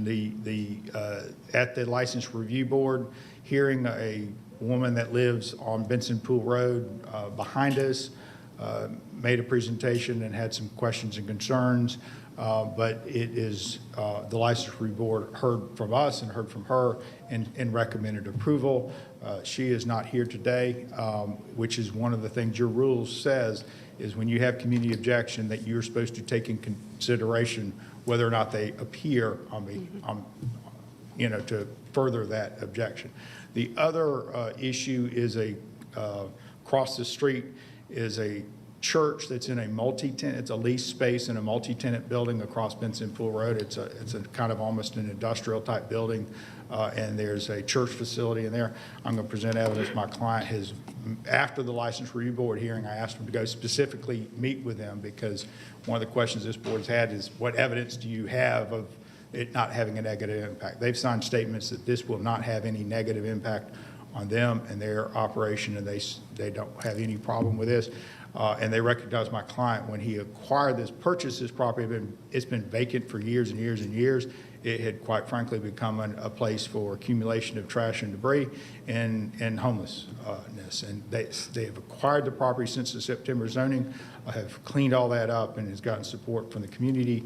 At the board asking us to reach out to the community, my client has walked Benson Pool Road, walked the communities around there, received support, and asked them to show up here and support. And that's the reason why you have support before you today. So with that, I'm going to reserve some remaining time. Thank you. Thank you.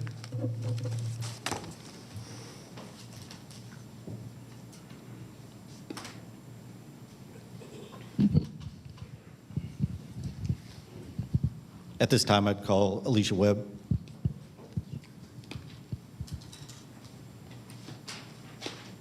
Alicia, so testimony you have to give before the board, truthful, truth, and truth in this matter. I do.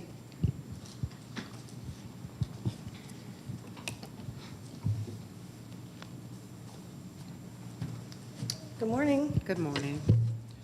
Please state your full name for the record. Alicia Webb, And where are you employed? Cobb County Business License Division. And in what position? I am the Business License Division Manager. And how long have you been employed as the business license manager? 4 years. And what are your duties as the business license division manager? I am to review and approve and/or deny alcohol applications. Are you familiar with the application for Benson Food Mart that is at issue here today? Yes, sir. And can you tell us how you're familiar with that application? Yes, sir. So this application was submitted in October. There was timely opposition received, and let me back up and state this application is for a convenience store for beer, wine, and Sunday sales package. The application was denied based on 6-125 of the code, as there is a church and a park within 600 feet of the proposed entrance of the establishment. In addition to the denial, there was opposition received. It was received timely. This matter was deferred to the License Review Board, where a hearing was held on December 15th. The License Review Board voted to approve this application, and the opposition, who was present at the time, Mrs. McKinney Harvey, filed an appeal to this board. We were originally supposed to come to this board on February the 14th. However, this application was continued at the request of Mr. Parks Huff and rescheduled for today. The lavender signs were posted notifying the community of this hearing, and there has been communication to Ms. Harvey. What is the address for this establishment? This is 2338 Benson Pool Road. And that's located in unincorporated Cobb County? Yes, sir. And were there any other disqualifiers regarding the application? No, sir. And did you receive timely written objections to this application to get us here today? Yes. When did the License Review Board hold a hearing on these objections? December 15th. And how did the LRB vote on that application? They recommended approval with a 3-0 vote. There were 2 board members absent. Anything else you'd like to tell the board? No, sir. That's all the questions I have.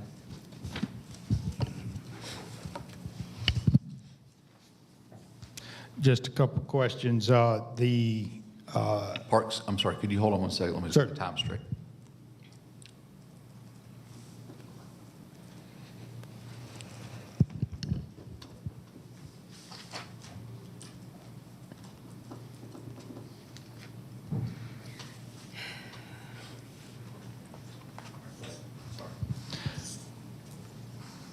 There are no objection, or there are no distance requirements related to residential, correct?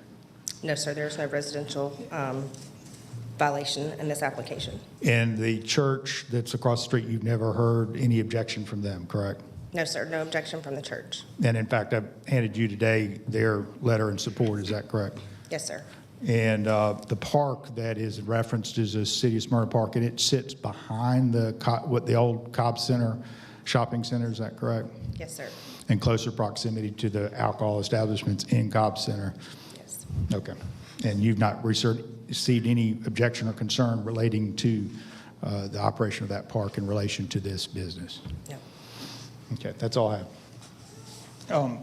Let me ask you this real quick.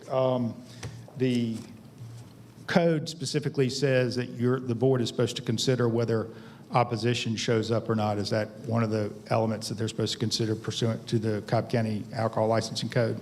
Yes. And you also have 10 different criteria to review an application, and this has passed all those criteria that you are charged with reviewing. Yes. And the licensee is fully qualified to be a licensee. You did a background check, or you had the police to do a background check and ensure that that licensee is a qualified licensee. No question about the licensee. No. And that's all I have. Commissioners, do you have any questions for Ms. Webb?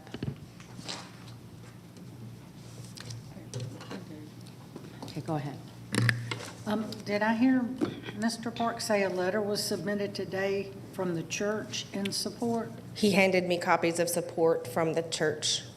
Yes, ma'am. That you just got today? Yes, ma'am. Okay. We haven't seen that. Yeah, you might. I'll hand it to you, so it'll be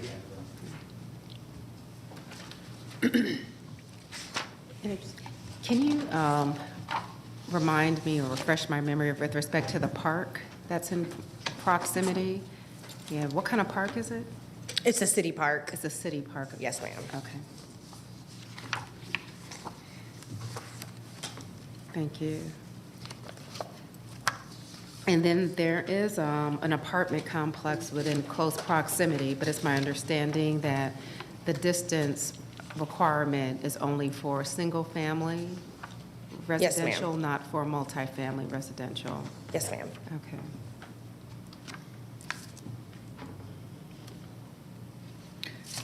And the distance requirement for the church and the park is 600 feet, and they're below that, under Yes, ma'am. that. Thanks. The residence is 300, but there's no, There was apartments don't count, right? Correct. Is there any policy basis behind the residential requirement for single-family? And I only say that sometimes when there is code, sometimes the policy or intent behind the code will be articulated in the code section itself. And I know the state has code with respect to distance requirements. And while I can understand the characterization of the property being multifamily is distinguished from single-family, to me, it seems as if they would have a shared policy basis or intent behind people living within proximity of where alcohol is being sold. So I have to say, Bill could probably help me better with an exact year, but I don't know what the intent was when this was written, long before my time.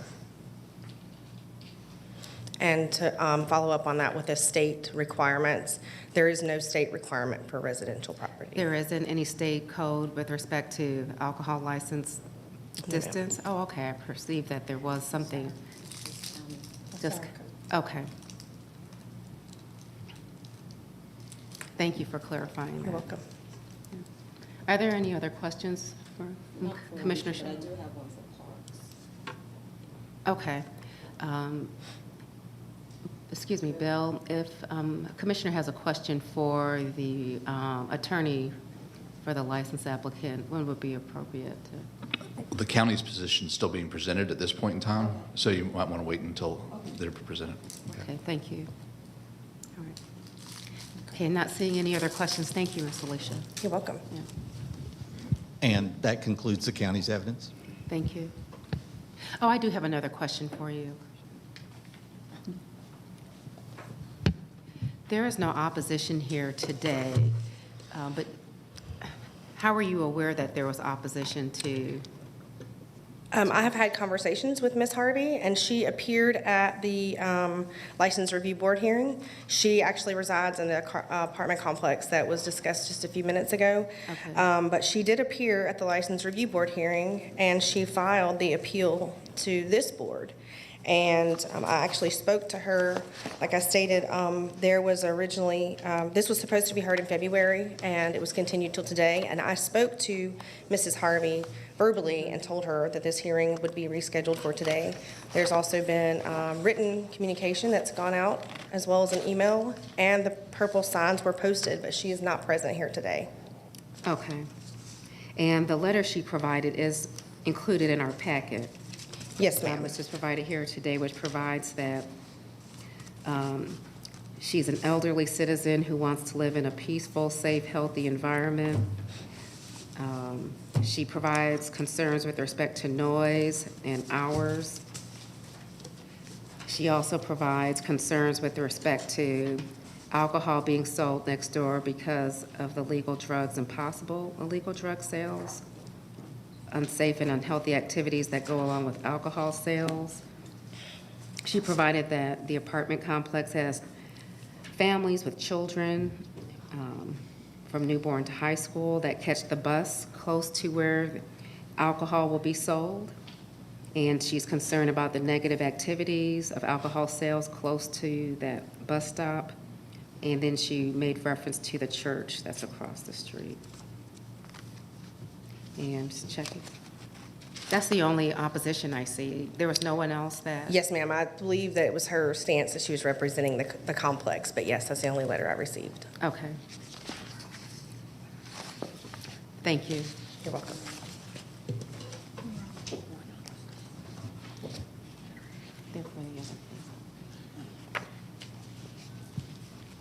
All right. And Parks, I believe you can go ahead. I think she was the only witness for the county. Yeah, and I can get my client to come up here, but I would procedurally ask if you had a question, I'd love to answer that now to make sure that if your question relates to my client's testimony, I can target what your question is and get No, your name. it's a follow-up actually to the letters of support, and I just wanted to know if you've connected with the pastor of the church. Okay. I'm asking. Yeah, my client can answer that question. Okay. That's super. Because I don't see a letter of support from the pastor. I'm assuming that these are parishioners. I'll have my client. Okay, and for those who may be watching this at home who may not know what we're referring to, we asked for a copy of the letter from the church. We received 4 sheets of paper, or 4 pieces of paper stapled to each other. I haven't read this yet. I'm presuming they articulate that they are in support, and then it has signatures underneath without stating the title of those individuals.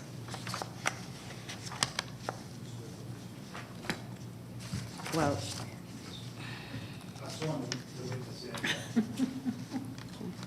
Are you All right. authorized to do that?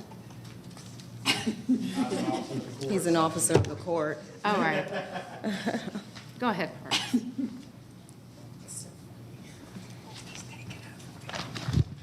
Good morning, Commissioners, staff. My name is Sunny Mehta with Om Enterprises 9. And if I can, I'll direct you through some questions, and then we'll get to their questions also. State your name for the board, please. Sunny Mehta. Okay, and you purchased this property, is that correct? Correct. And It's my family. Your family, your parents are here? My parents, correct. Okay. And you had it under contract and you rezoned it in September 2022. That was your business to rezone it for That's this correct. use. And the site plan that's the site plan that you intend to build on this property? Correct. And after the zoning, you acquired the property, is that correct? Correct. And tell the board what you've done, what the property condition was prior to and what you've done since you've acquired the property. Yeah, so there was some concern about the cleanup for the property, so we got it cleaned up. We've maintained it since we've purchased it, and it's been in much better shape ever since we purchased the property. Okay. And now I'm going to show you a picture of the store. Is this the type of architecture and store that you would be building there? Correct. Correct. And this was presented during the zoning hearings in September? Yes. And it was your intent at the time that you would be a convenience store competing with other convenience stores and be able to sell beer and wine, is that correct? Correct. And since the License Review Board, you went to the community and you went and specifically met with the church. Can you tell the board about that meeting and who you met with and their conversation with you in signing these? Yeah, so we went last week. We did meet with the church, the members. We went to the church. It's Iglesia de Pentecostal, Iglesia de Dios Pentecostal. And we met with the members. They meet, I believe, twice a week for about 2 hours for like Bible study. And we told them that we showed them the renderings that we're planning to develop this kind of store. And most of it, they said, as long as, you follow rules and regulations, as long as you follow code, they didn't have any, objections to that. And we did speak with some of the members, and we got some support as well for that. And they signed these statements Yes. based upon that meeting? Okay. And then you've also walked the community, and you walked in the neighborhood, and what kind of dialogue have you had with the folks that you've met, and what? So we spoke with, we've been following up with the community over the past 2 months, and we've received a lot of support for this new development, and they want to see something, something of this sort. We showed them pictures, we showed them renderings, so they're in support of, this kind of new development. They do want to see something, nice and elegant, the community. In the convenience stores in that area, what's the average age of the convenience stores that are in the area? Yeah, mainly due to the age, they're older, I believe more than 20 years old, so the upkeep has been, because of the age. Okay. And the reference to the park that's referenced sits behind the shopping center, is that correct? And is access down off Benson Pool Road? Correct, behind the farmer's market. Yeah, so it goes way back behind the farmer's market. Correct. It's not, by way of walking or driving, it's actually not that Yeah, close it's to you? behind, Okay.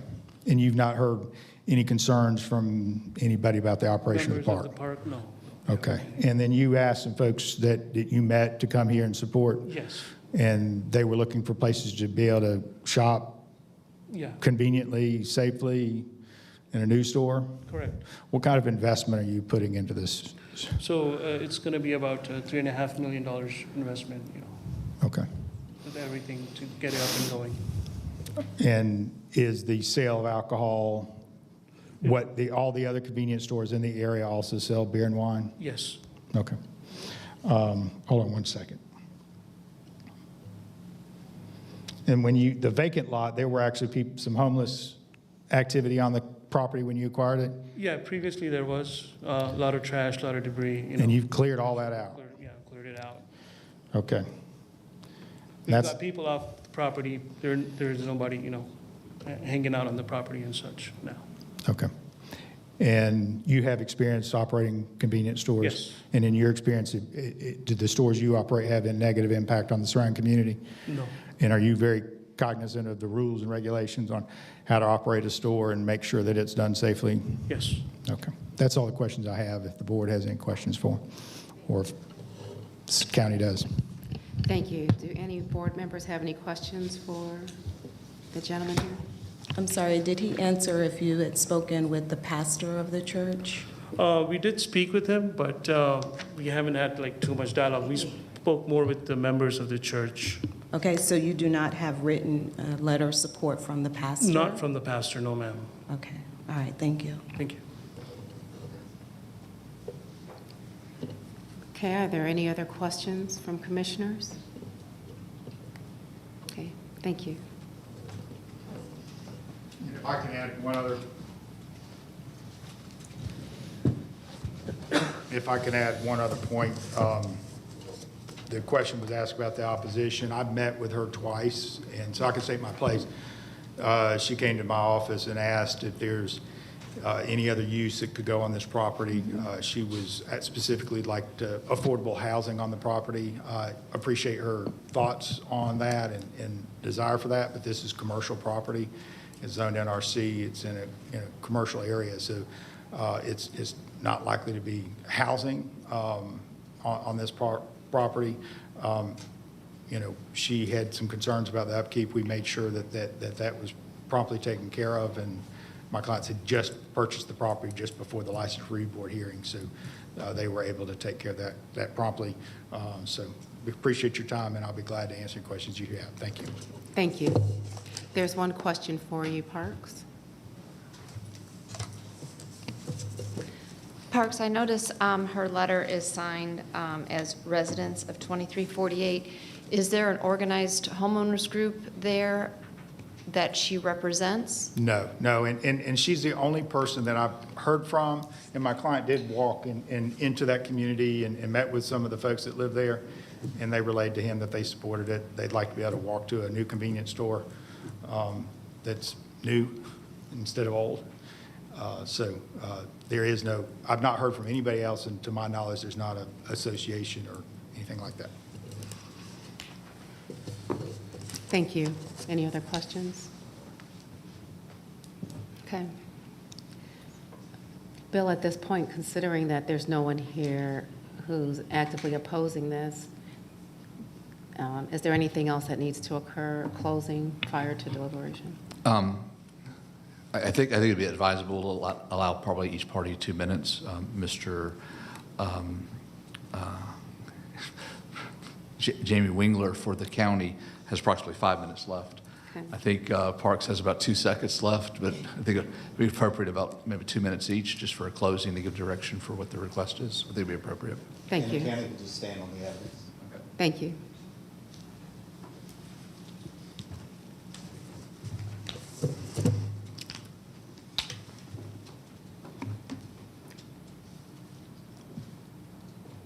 I can go, okay. It's 2:25, so you give me 20.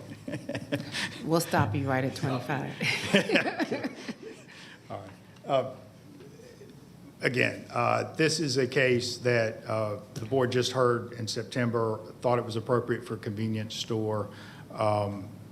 Want to just point out that the issue before you today is whether that convenience store can sell beer and wine. Not whether a convenience store should be there, but whether it should be able to sell beer and wine. That's only one of the components that a convenience store sells, but it can't compete with the existing older convenience stores if it doesn't have that. And this is a situation, I mean, if you're familiar with the area, the convenience stores that are there have not done the job of keeping their stores up and providing a welcoming environment for the residents in the area. And this is a situation where my client has, investing significant community in a new store, new business, new employees, and it will be welcoming for the residents that live there and want a new, what we expect to see with a convenience store, the services that you get with a modern new convenience store. My client did the due diligence. He's walked the neighborhood. He's brought support, specifically went to the apartment complex that there was some concern from to talk to them. They're relayed that they would like to be able to walk to a store, that the land has been vacant and unkempt for many, many, many years, and a vibrant going business is better than no business. The church is across the street, across Benson Pool Road. It's in a multi-tenant building. It's a leased space. Not that it should be less respectful, but we don't know whether their lease will be up tomorrow and they move somewhere else. And my client, again, met with the church, met with the actual parishioners there, and they submitted their letters in support. Parks, I'm sorry, your time is up. So thank you for your time. Thank you. All right, seeing this is in District 4, I'll turn things over to you, Commissioner Sheffield. Thank you. All right. Well, thank you all for your testimony, the applicant and the attorney and Ms. Webb for your testimony today. Some of it I did not find to be relevant for the consideration that's before us with respect to the zoning application and the conditions at the time of zoning approval. It's been shared in an earlier hearing that the assumption is, or the expectation is, that there will be beer and alcohol sales with a convenience store. That's the expectation. But it just seems to me when we have these applications, the applicant is putting the cart before the horse, because what I hear and what I heard just a short while ago in the closing is that the applicant cannot be competitive with other locations. So that tells me the assumption is, even at the time of zoning, it is the applicant's intent to come before the board with a license, alcohol license request. But while there is an expectation to sell alcohol at convenience stores, it does not automatically grant you the distance waivers, and that's why we're here before the board today. There are two waivers I'm sorry, there are two distance requirements that were not met. It's by a church, which is short by 337 feet. And while we received 4 letters of support, which appears to be a template letter, which is fine, we just received these today. It's not dated, so I'm not sure how long these have been in possession of the applicant. But what I am concerned about as well is that there is no letter of support from the pastor. Apparently, there was contact made with the pastor based on the applicant's testimony, but there's no written support from the pastor. There is also a park, which is 300 feet, although that's in the city of Smyrna, it's still within the 600-foot distance requirement of the church. And while there is no residential requirement, because an apartment complex apparently is not considered residential in terms of single-family property, it's still residential nonetheless, but I know that's a separate issue that we'll take up at another time. So we may not have opposition in the room with us today. It is within the discretion of the Board of Commissioners to either grant or deny the distance waiver, regardless of who's here in support or opposition, and who's not here that may be in support of opposition. But after reviewing the application and hearing the testimony today, and I can appreciate the look of this location. It looks great. But again, there is no guarantee that once you build this, that you will automatically be granted the waiver to sell alcohol and beer. And with that, Madam Chair, I'm prepared to make my motion.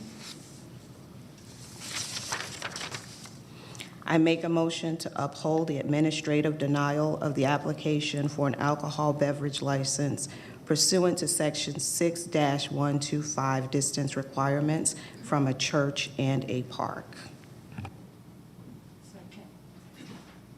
Is there any further discussion of the board?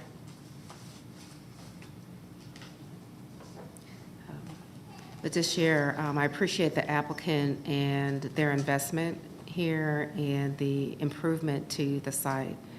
I do recall this coming forward for zoning, and I was challenged and I did not support the zoning, which again has little application here, but I do know sometimes it is presumed that the alcohol license is going to follow, and I do have concern. I've expressed this in a prior hearing with it being sold in such close proximity to where people are living and the park there. It presents a high level of risk, and therefore I'm supportive of the commissioner's decision here today. Are there any other comments or questions? Call the question. The applicant, or excuse me, the motion is supported 4-1 with Commissioner Gamble in opposition.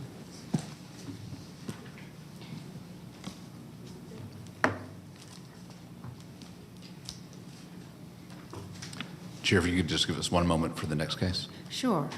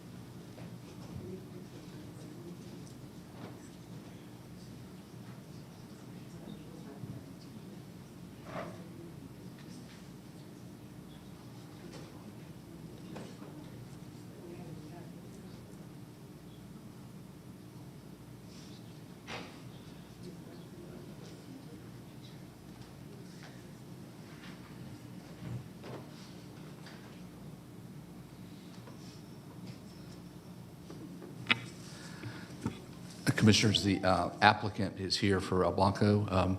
She has indicated to me that she'd like to address the board regarding her application and to allow her to be able to withdraw it. If we can allow her to, if that is permissible with the board, if we can allow her to approach to the podium. Is that okay?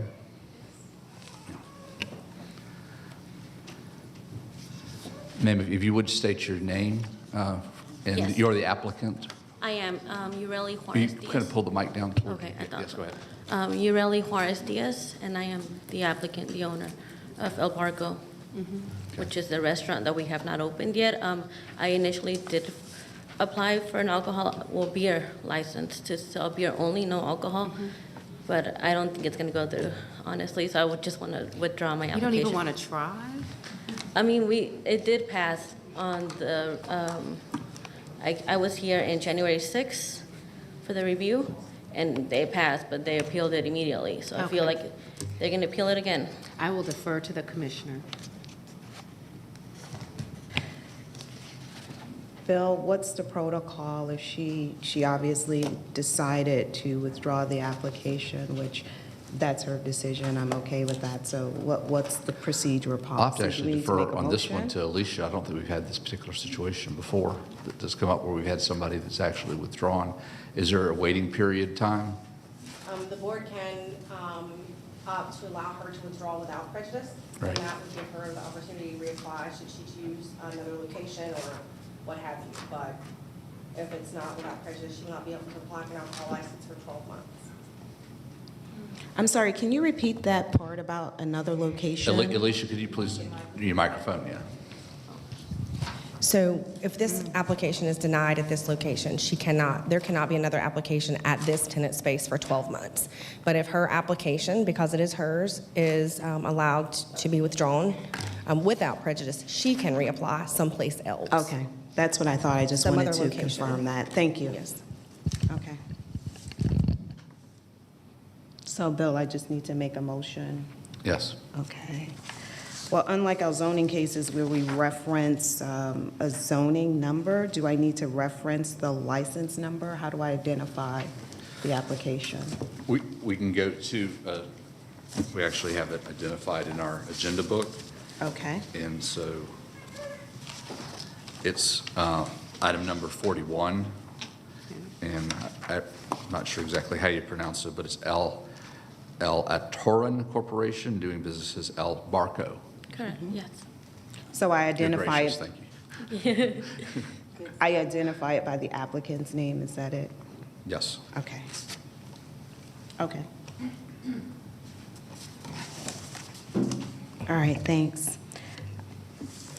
I make a motion to withdraw without prejudice the application of El Etoron Corporation. Yes, correct. Good.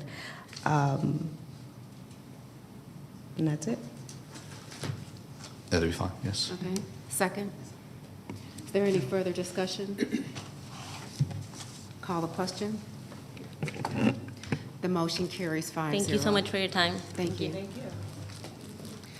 I believe this concludes our Board of Commissioners hearing for today. Yes. All right, thank you.